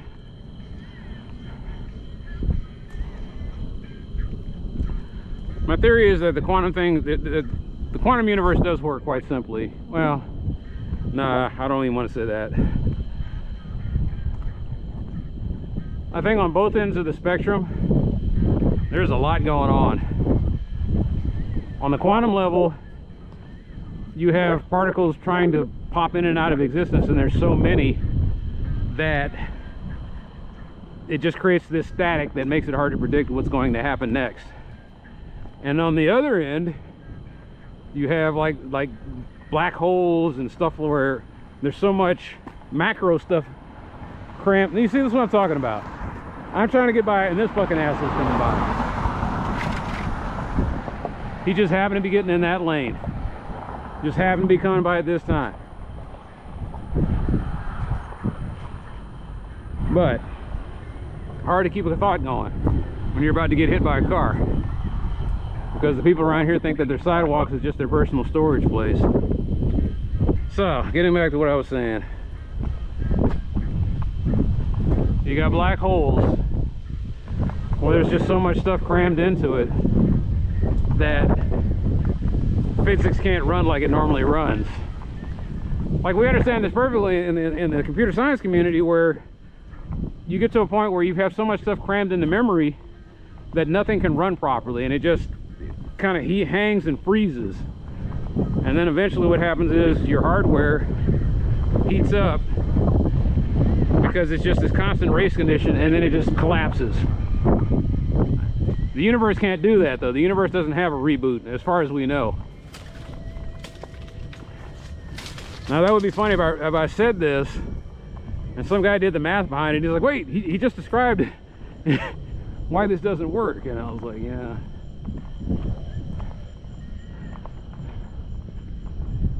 You make a statement, don't realize there's a lot of math behind the statement. Somebody tightens up the math on the statement. Next thing you know, you got a unified theory. But on both ends of the spectrum, you have macro stuff that's crammed in, so that has so much crammed into one space that space can't function normally on the macro scale. And then you have this micro / quantum world where there's so many particles trying to pop into in and out of existence that it's also crowded, and physics doesn't work quite. That's why that's why there's a theory that doesn't tie them together. It's because they're messy, but they're messy in two different ways. You have messy imaginary particles, and then you have messy real particles. And somewhere in the middle we exist. Somewhere in the middle, okay, like all the particles that could pop into existence, they're like, hey, I got enough space to work with, I'm gonna do something, and this is going to become the norm in the middle here.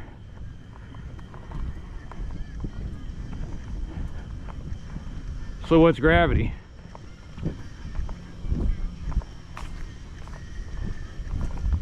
Well, it depends on who you ask. Like I said, on the quantum world, they're thinking that gravity is caused by an overabundance of quantum particles, and all of their different quantum effects are adding up to create this attractive force. And then you have the astrophysics world. They don't think there's any kind of effect going on. They think it's a pseudo force, and what's happening is you have large objects traveling so fast that anything that gets caught in their wake pretty much gets attracted to them. So either way, you're caught up in the churn. Is it a quantum churn, or is it a relativistic churn?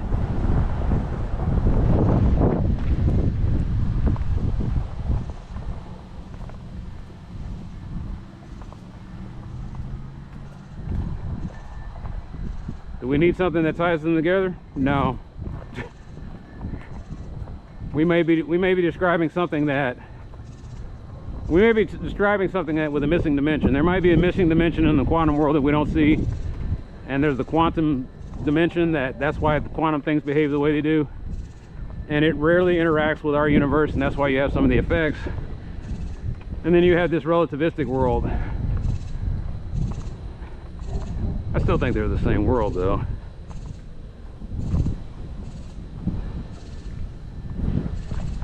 I guess this was a mistake.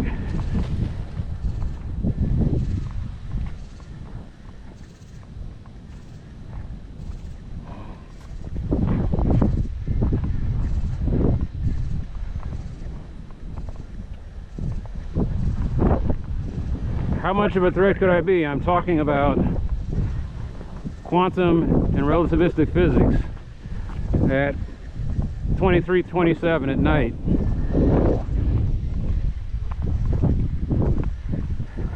But then again, there was that scene in Men in Black. Yeah, but I'm not a 9-year-old white girl with quantum physics books in my hand.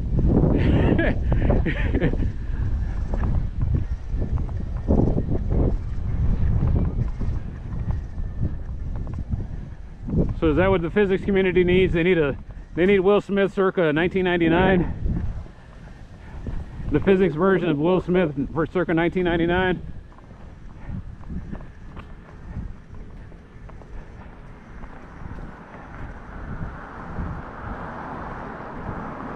No, like I said, the problem is that on both ends there's chaos.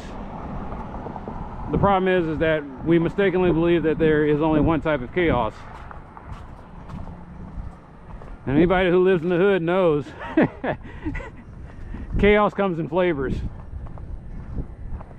So you want a unified theory that ties everything together, you're going to have to discover all the flavors of chaos.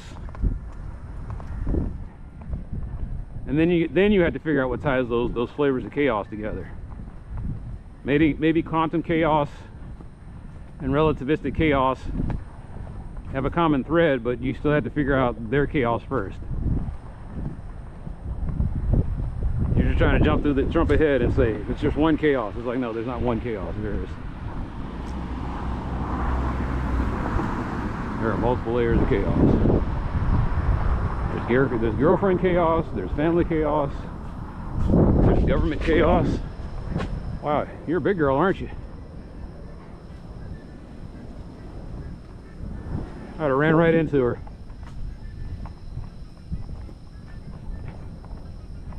Natural chaos. I guess while we're talking about chaoses.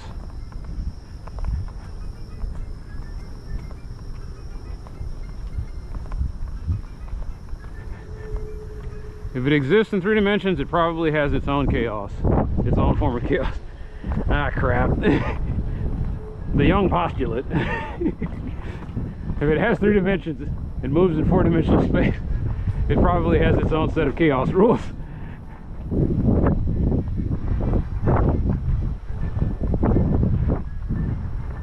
And maybe that's what's going on in the physics community. It's like when you're playing a video game and you have to get all the keys to be able to go into certain types of, like, so Guardian Legend, there was one. There was Guardian Legend, you couldn't open a door until you had the key to open that door. And so you're running all around the map trying to find this damn key. And one key looks like another key, but it's like one's a half moon, the other one's a like half circle. And you're like, damn it. A crescent moon and a half circle. And I was like, what the hell does that mean? And then you finally find the key and you're like, oh. So before I can even open the gates, I have to sit there and find the keys to open the damn gates. And I get a feeling that the physics community is like that right now, is they're trying to jump ahead and they're saying, why won't this gate open? I'm trying the key, and it's like, you're trying the wrong key.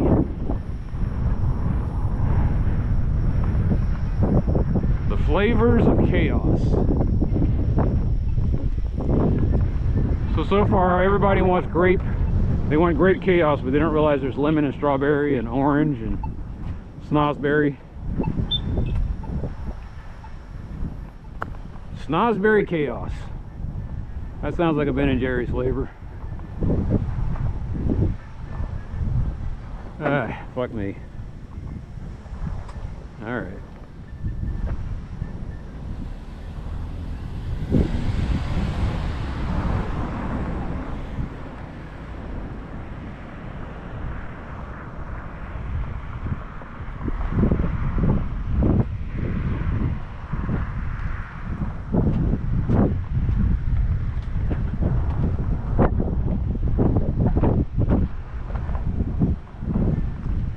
I was thinking about the original. I'm listening to the original Mario. I'm listening to the original Super Mario Brothers theme. Like when you first opened the game, that's what you heard.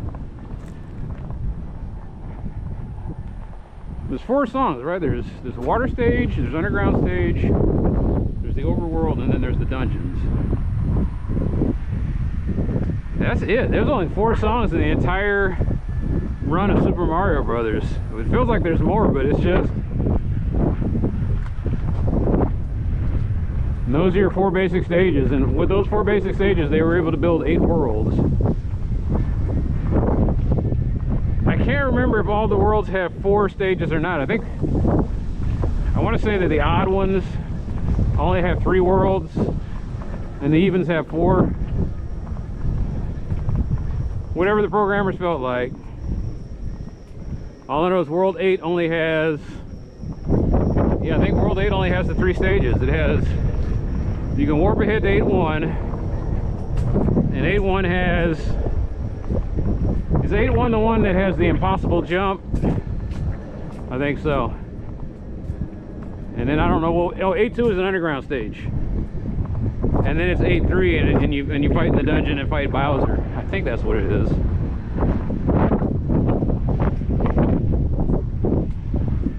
I could be wrong. World 8 probably has 4 zones.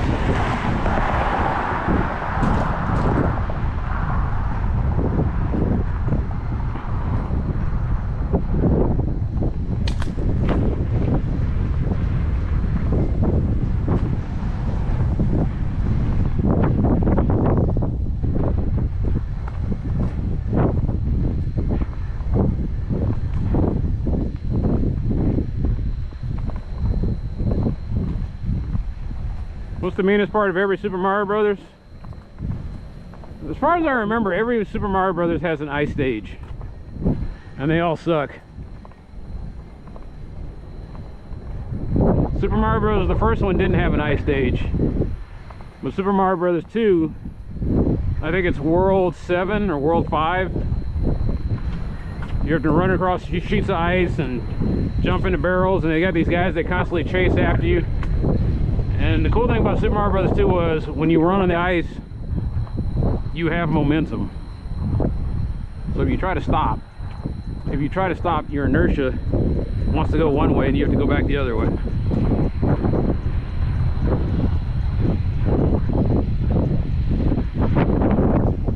That's the instrumental version of In the Wind.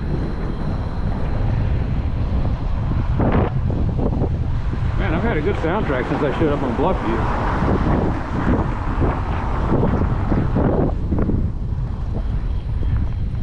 Ladies and gentlemen, you've got to understand that Trick loves them kids.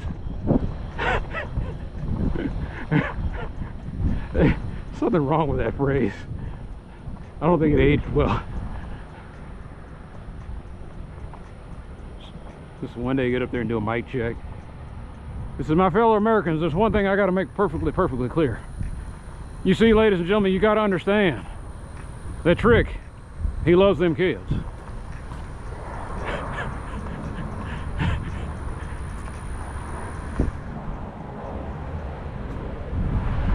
Get up there and spread the word to everybody that everybody should know that if you ever want to know what's the greatest, what automatically should pop in your mind and was when you think of the greatest. And everybody should know this. It should be in textbook. It should be solid, incontrovertible fact that flip mode is indeed the greatest.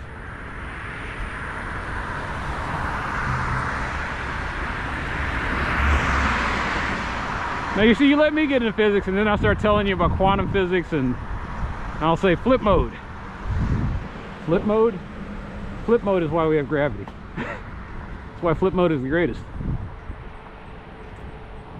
That might not be too far off the mark though. Space-time gets so twisted. Flip mode keeps you grounded, man. Flip mode makes everything stick together.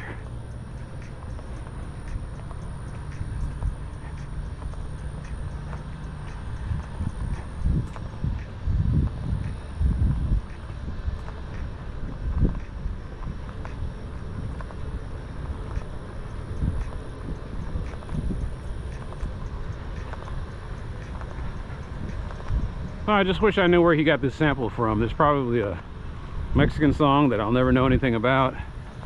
I'll just know that Trick Daddy sampled a Spanish guitar and played it in the background of In the Wind.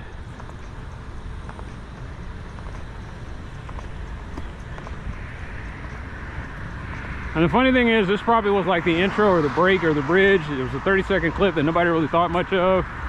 It was going to bring you into the rest of the song. But whoever took the sample for Trick Daddy's group, I don't know who the DJ was, but he took this sample and said, I'm going to make a whole song just off the bridge.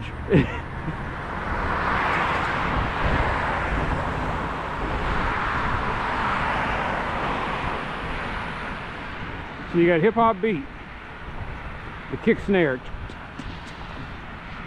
The one guy that said, yeah, this came off of this song. Came off of a hippie hairband song, and then it just got used in everything. He said, you've heard it in this song, you've heard it in this song, you've heard it in this song. And here it is, In the Wind. Mixed with some Spanish guitars.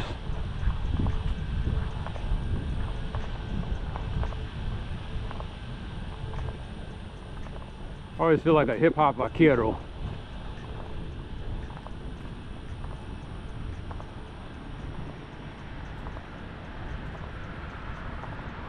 This town ain't grande enough for the both of us. Like what? Something so Tex-Mex about this, but well, Trick Daddy is from the Dirty South, but I can't remember. Oh, he's from Georgia. I want to go back.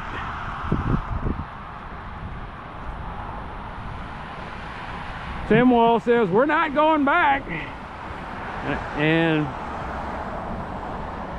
30% of America said, I'm afraid you are mistaken, sir. We happily go back. For you see, we like to dress up in leather, and get spanked and prodded on a regular basis.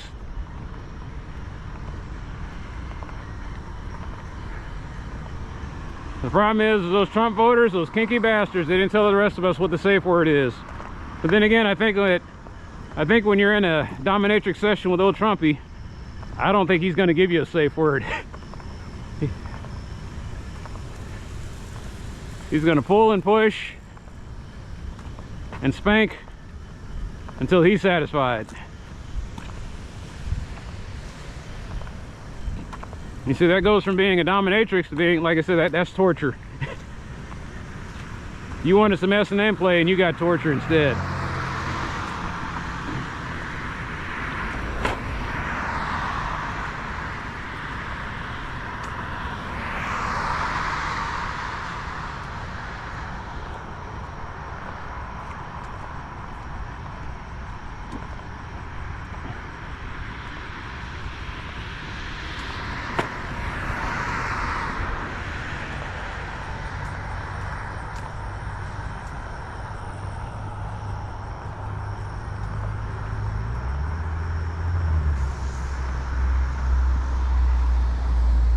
Ah!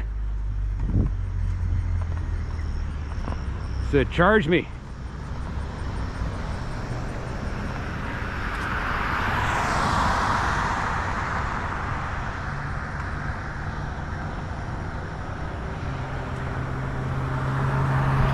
One more time.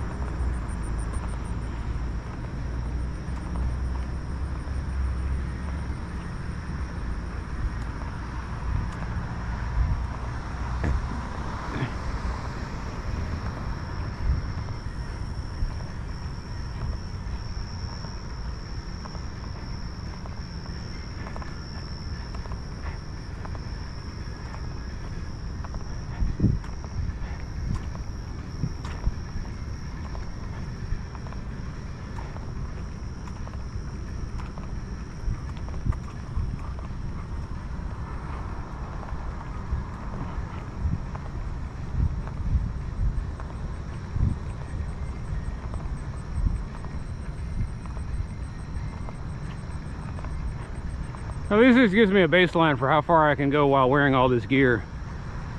My helmet feels surprisingly good though. Usually it's rubbing me raw, and this is my heavy helmet. I guess my neck muscles got used to the size of it. I keep using this thing, eventually I'm gonna start looking like Urlacher. I guess I can't mention Urlacher, he's been retired for so many years. It's like, who are you talking about? It's like, oh, right. Well, who are the linebackers now? The thick neck looking dudes. If I say Brock Lesnar, people still know what I'm talking about.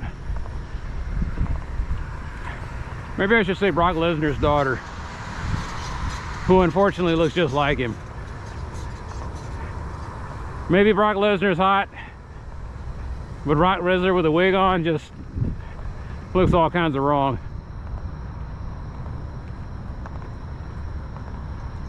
I bet his daughter's a prick just like him. Why do I call him a prick? Was he the one that was hurting people? He was getting a lot of wrestlers hurt, and they were taking offense to it, and wrestlers were like, well, we just need to grow a backbone. You know, he was like not being nice about it at all. Just being a pure heel. All those big guys back in the day, all those roid, you know, those mass monsters, all those guys were terrible wrestlers. I got other wrestlers hurt, like Goldberg, Brock Lesnar. Kurt Angle wasn't a mass monster, but there's a whole thing between Kurt Angle and Stone Cold Steve Austin.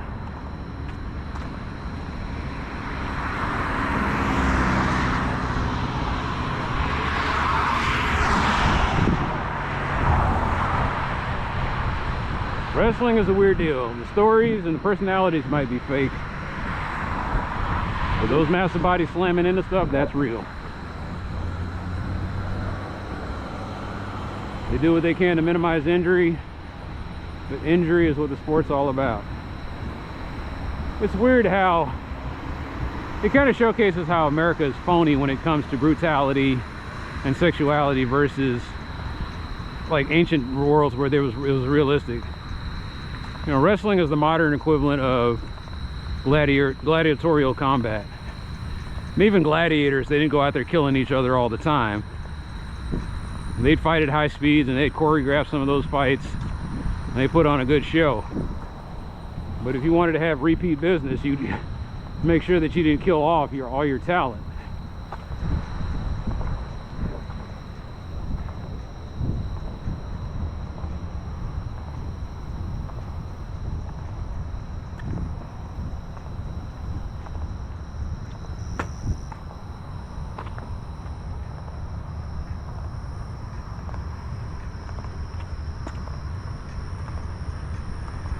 Are you a fan of violent sports? I'm a fan of tactics and technique. That's why I watch sports. I love it when someone has a plan and they execute the plan and the plan goes off flawlessly. There's just something satisfying about execution. Now you see, that'll be taken all out of context. Here he was in favor of execution. I mean tactical execution, not capital punishment. When a boxer has a game plan against the guy who tries to do what he normally wants to do, and all of a sudden tactically the guy is just, he doesn't know what to do. He's like, I'm used to knocking out dudes in 3 rounds. And then you hit this wiry, weasel looking guy. He won't let you do the stuff you want to do, and it's just frustrating you. And then just to watch this champion lose his cool. Or on the other side of the spectrum, he's struggling, and then somehow he's smart enough to turn it around.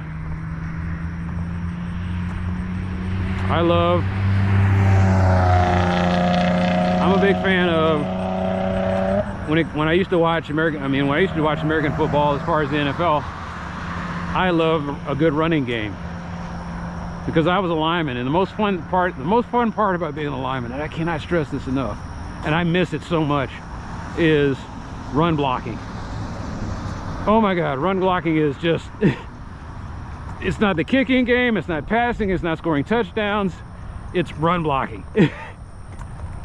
Because when you're in the trenches, I keep saying this and I'll keep saying it, you get away with so much. Nobody sees what you're doing.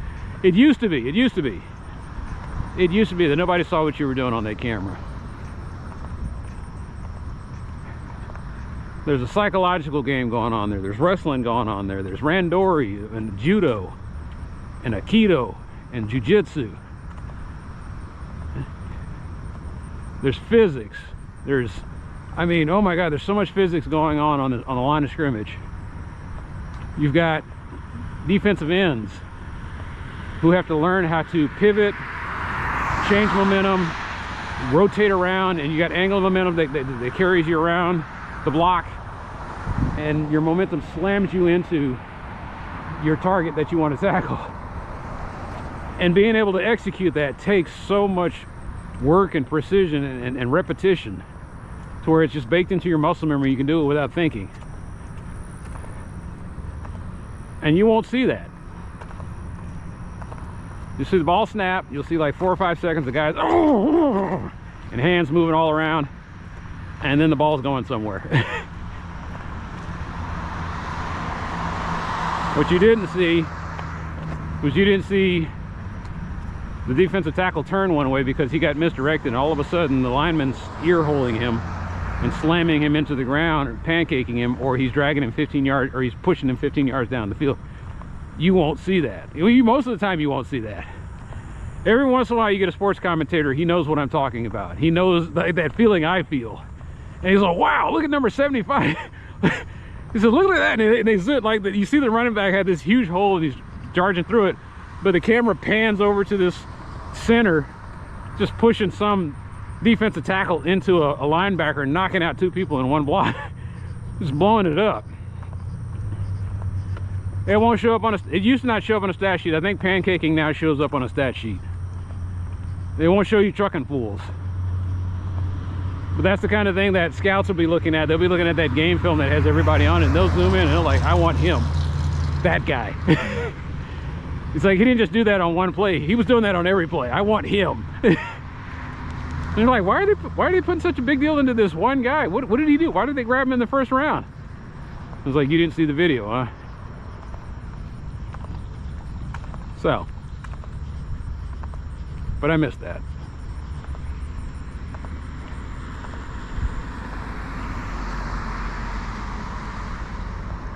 I used to have dreams about it. I don't have those dreams anymore. Now I have old man dreams. And I had a dream that that the wind kicked up and a tree got blown out into the street and it almost hit both of our houses, and we were sitting there trying, I was calling 311 trying to get them to clean the tree off the out of the street. And even in my dreams, Public Works was being a pain in the ass. So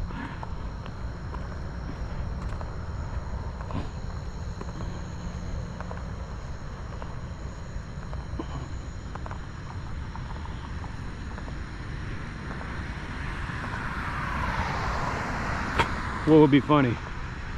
So you saw that cop car go by just now. Maybe you didn't, but I did. And it would be funny if he was the same guy who was patrolling at the other area, and he just looks and is like, man, that dude was over. Like I said, it is, I do have an ego, and part of it does wonder if they sit around talking shop and they're like, who is that guy? I don't know. And there's that one that says that's such and such, and he's been doing this and he's been doing that, and they're like, oh, okay. It's like, yeah, he's been around for. I hope that's happening not just for ego, but for safety, for my safety. It's like when you see me, you're like, oh yeah, they talk about him during training. He's all right, or he's not a threat, or.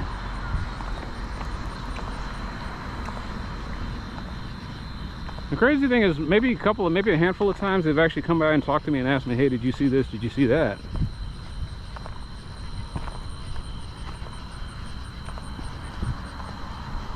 Ladies and gentlemen, if y'all see something, you will be the first to know.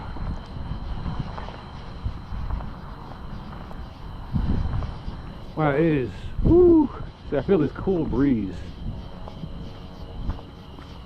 I'm surprised I don't hear an airplane flying. I guess everybody who needed to travel on the 4th of July is gone now. There was one night I put in 13 noise complaints. And the tepid response back I got was, well, Mr. Young, yes, we did see this. And well, that was a medical, they tried to say one of them was a medical thing. I was like, whatever. You told me to say something, I'm saying something. So I'm letting you know. There's 13 goddamn flights on this. There was nothing during a weeknight. What was going on? We're continuing to investigate that. And I was like, okay. In other words, let's just table this until if we ever see you again. I was like, yeah.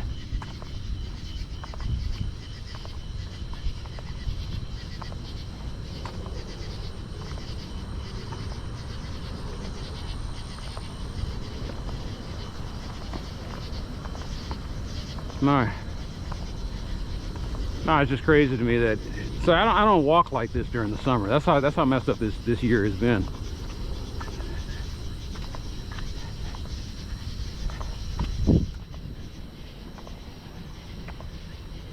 This is my first, maybe second. Okay, so this is Hollow Night. Oh, this is the guy from Insane the Rain Music. Yeah.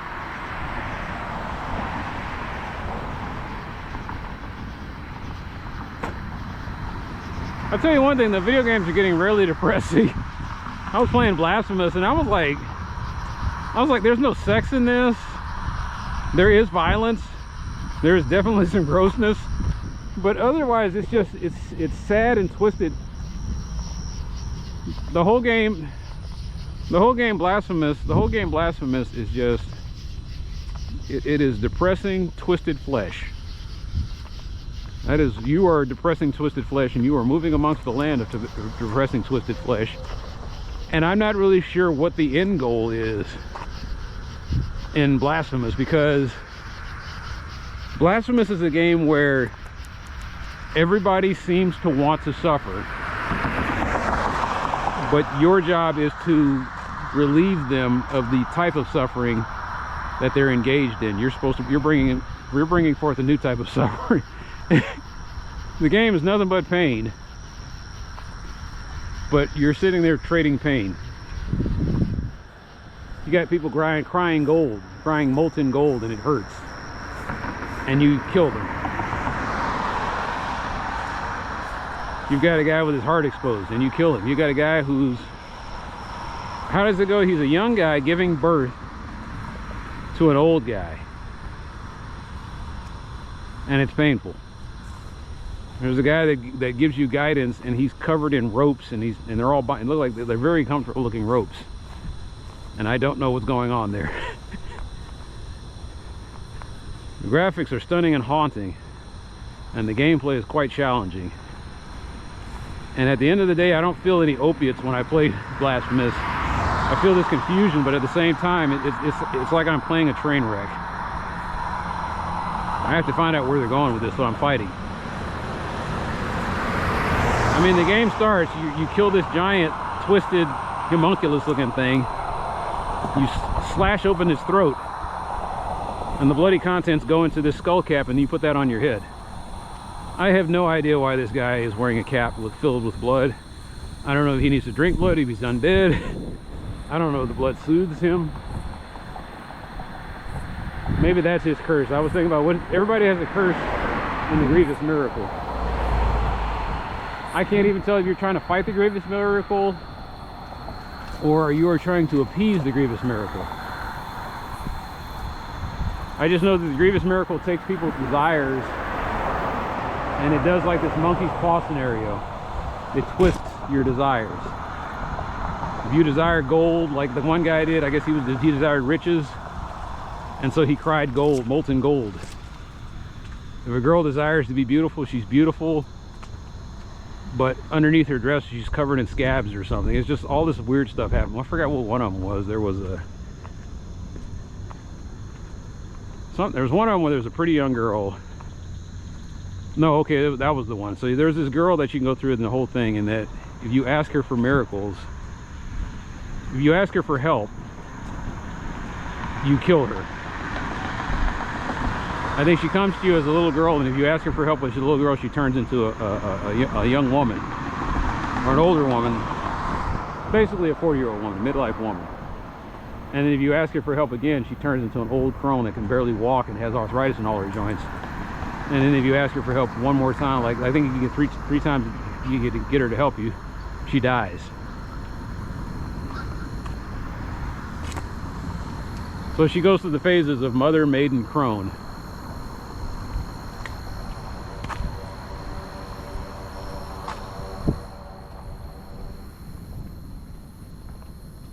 And if she helps you, the Grievous Miracle makes her go through all those phases in like a short span. I think the main villain is the Pope of the Grievous Miracle, and he's on a throne where he's suffering, and you beat him. And then there's three different endings, I guess. There's three different endings, but there is no happy ending in Blasphemous. I made a comment. I said, the Grievous Miracle, it says there's a good ending and a bad ending, but alas, the Grievous Miracle cannot abide a happy ending.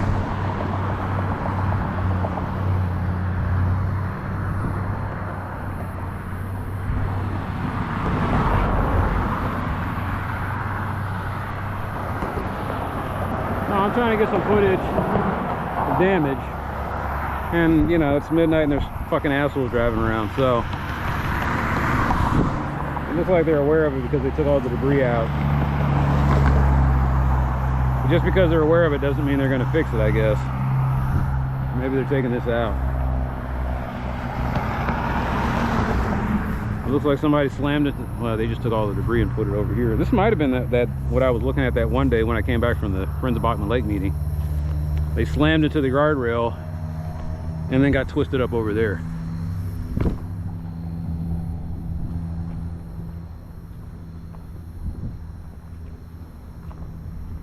And that should be a sign that they need to redesign all of this.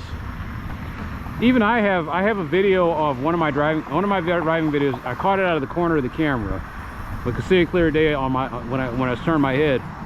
There was a guy coming down this way, and he hit the curb and he flipped completely over. And I stopped for a second to render aid, and then I looked and everyone else was already rendering aid, and I was going to work at the time. So I said, all right, cool, they can handle it, and I left.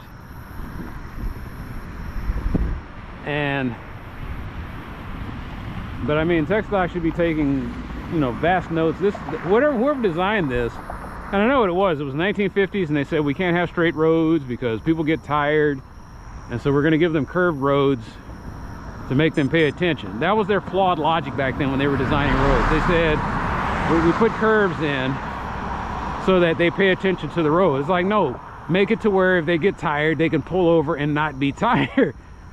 Don't make the road punish them. So then you get a situation like this piece of shit, where there's this wicked curve, and you've got to take it, like, people are trying to take it too fast, and that's because they built this fast. They need to redesign this bridge to make it to where people don't want to drive fast through here. And I know that 200 years from now, or 20 or 50 years from now, they'll be sitting looking at us and they'll be talking about, you know, the urbanists, they you know, their heart was in the right place, but they should have designed the road this way.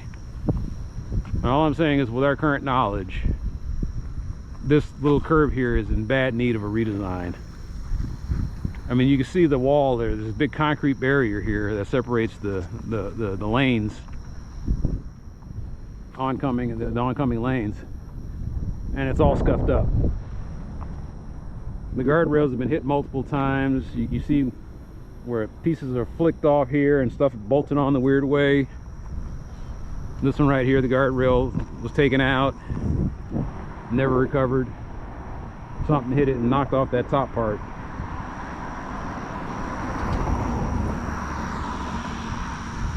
And as many accidents have happened here, you would think they would just completely redesign the road. But it's business as usual, just keep strengthening up the guardrails. Maybe eventually they'll stop slamming into them. I was like, no, they'll keep slamming into them because you have not properly designed the road.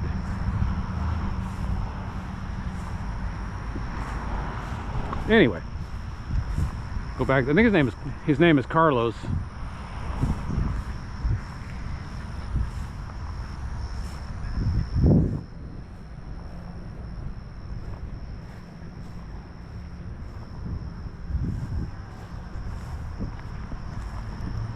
So you were talking about that. Yeah, I was talking about Blasphemous.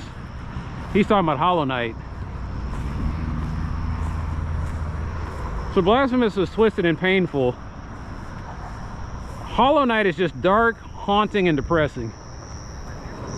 And it almost is like it plays into our current political and environmental situation. In the game, you are a hero trying to save a dying world.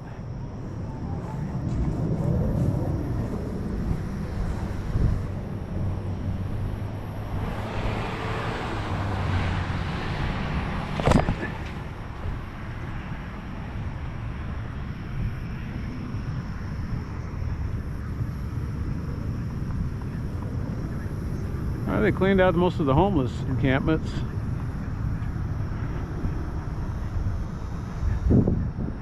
Well, I guess my question is, why haven't they rebuilt here though?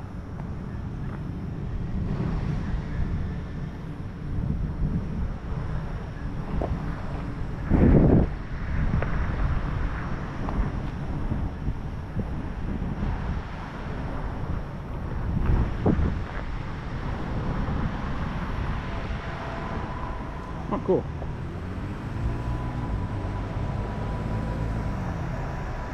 So I guess the dude from Insane in the Rain,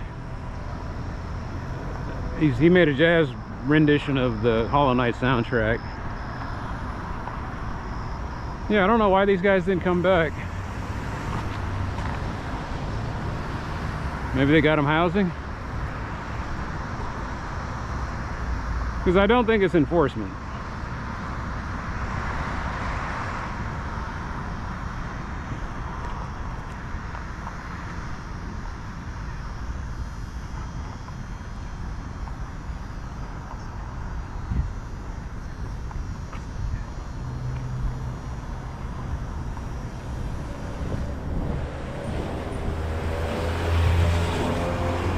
Carlos jazzed it up by putting in clarinets, which was the right thing to do.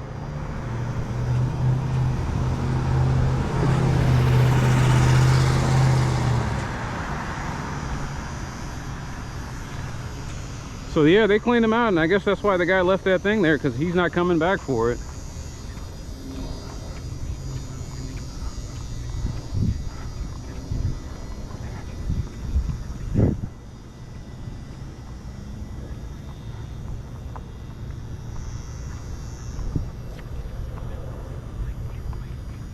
So Carlos thought he was slick. He said, I'm going to try to make the Hollow Knight soundtrack without making the Hollow Knight soundtrack. He did that so he didn't get a copyright strike.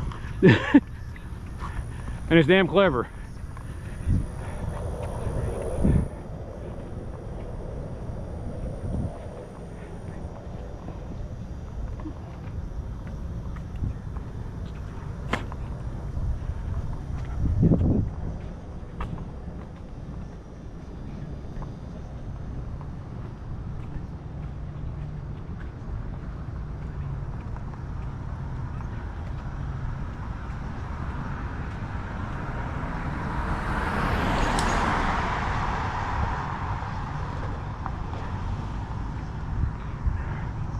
Now, I could get mad about that, but I understand where he's coming from. That guy probably came from a bad country.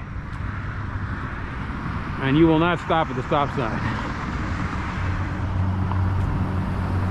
You get jacked up.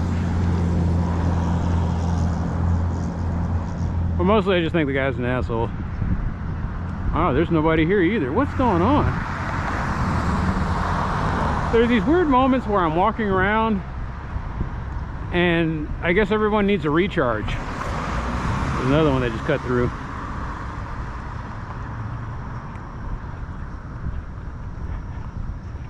But this is how accidents happen, and you think you can just cut through there, and then some other guy, he thinks he can go super fast.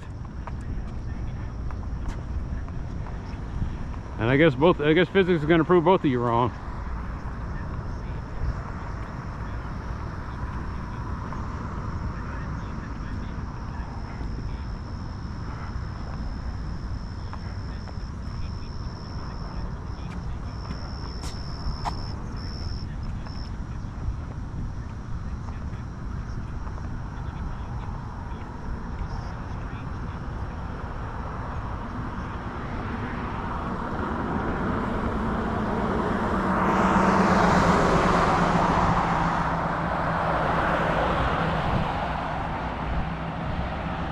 Yeah, but these are all the people, all these people look like they're coming from the same location. Now, it could be the movie theater. But see, I figure that the matinee starts at midnight. Anyway, they're all driving around here. I mean, the bars don't close till 2 a.m.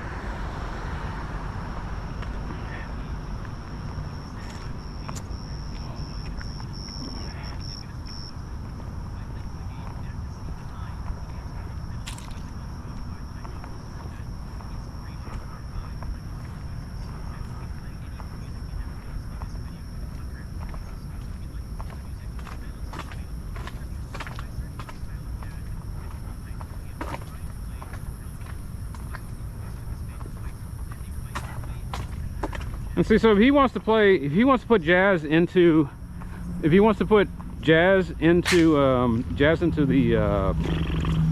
Hollow Knight soundtrack, he would have to go acid and bebop. And what I mean is acid, I mean 60s acid jazz, not you know, whatever the Zappa guys came by with in the 70s. So it would have to be like slightly acidic. It would have to be some of that bebop stuff from it would be 50s jazz, basically.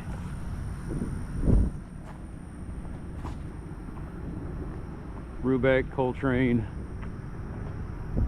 maybe some Miles Davis, although he's 60s, right? 60s and 70s. It would shock me if there wasn't like an influence of Miles in his soundtrack and the gameplay. But I see. So what he was saying was he had to basically come up with almost a completely new score for the game using jazz. He's like, if I was just watching the game and didn't have any sound, what kind of jazz could I play here? And like I said, he did all of this and made a YouTube video. It's clever. It shows his cleverness and his creativity. But he did all this because if he had done covers of it, he would have get copyright strikes. So whoever was making this game apparently was going hard after the guys making covers of the song. He was like, you can't monetize it. So the Insane in the Rain guy, he makes, you know, he monetizes all this stuff because that's how he makes his living. And right now he's just talking about it. I don't know if he's actually going to do the soundtrack.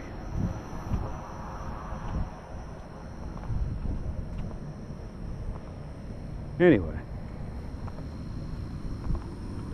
you know, I'm playing these games and the game ends and the endings are always unsatisfying. And I was like, you know what, life's a lot like that. You don't get the girl, you don't beat the bad guy isn't beaten in submission and never heard from him. There is no happily ever after. Whatever the twisted stuff that the bad guy did, it stays twisted after you beat him. It does not, you know, people don't automatically revert to being dead. People don't come back to life. And if they got cut up or lost a limb or something, that doesn't, you know, they don't just grow it back. There's no undo command in real life. And that's another thing about physics. Why time only moves in one arrow, and why once something is deformed and twisted, you can't put it back to its original state.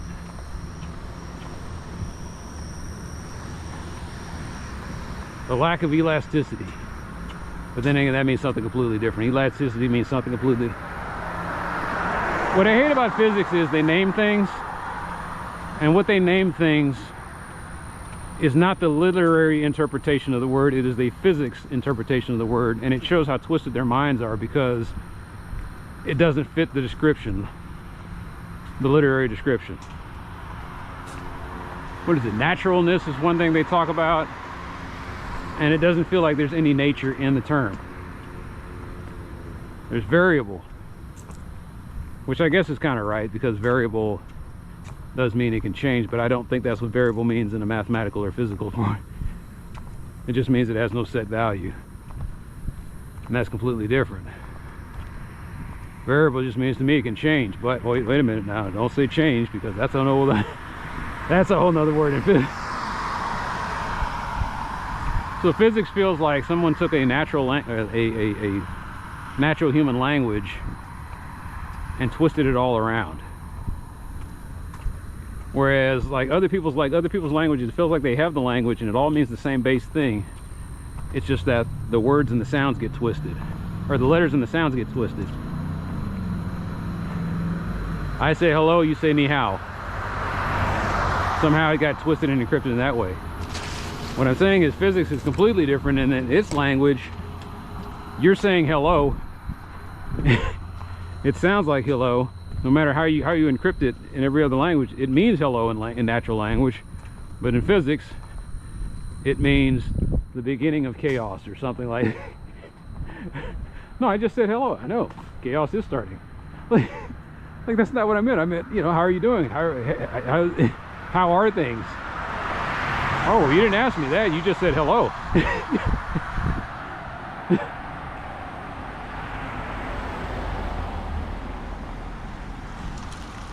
How do you say hello world in physics? Now there's a good question. I'm gonna ask that on Start Talk. Every programming language has a start off point that lets you know how to engage in the language. Physics feels like a language, therefore, how would you say hello world in physics?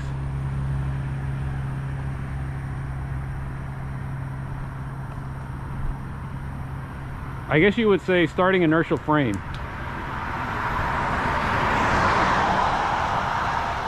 Initial inertial frame. Oh, well, hello world to you too.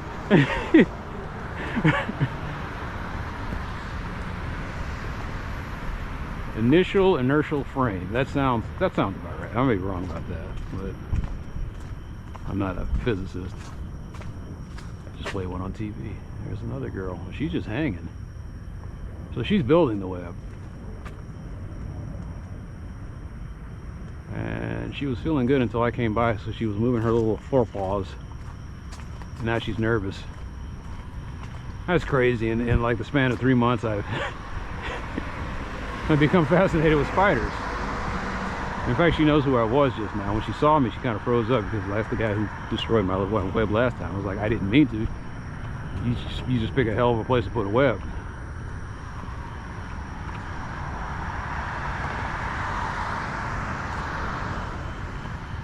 "15 minutes after midnight and these assholes are still driving around."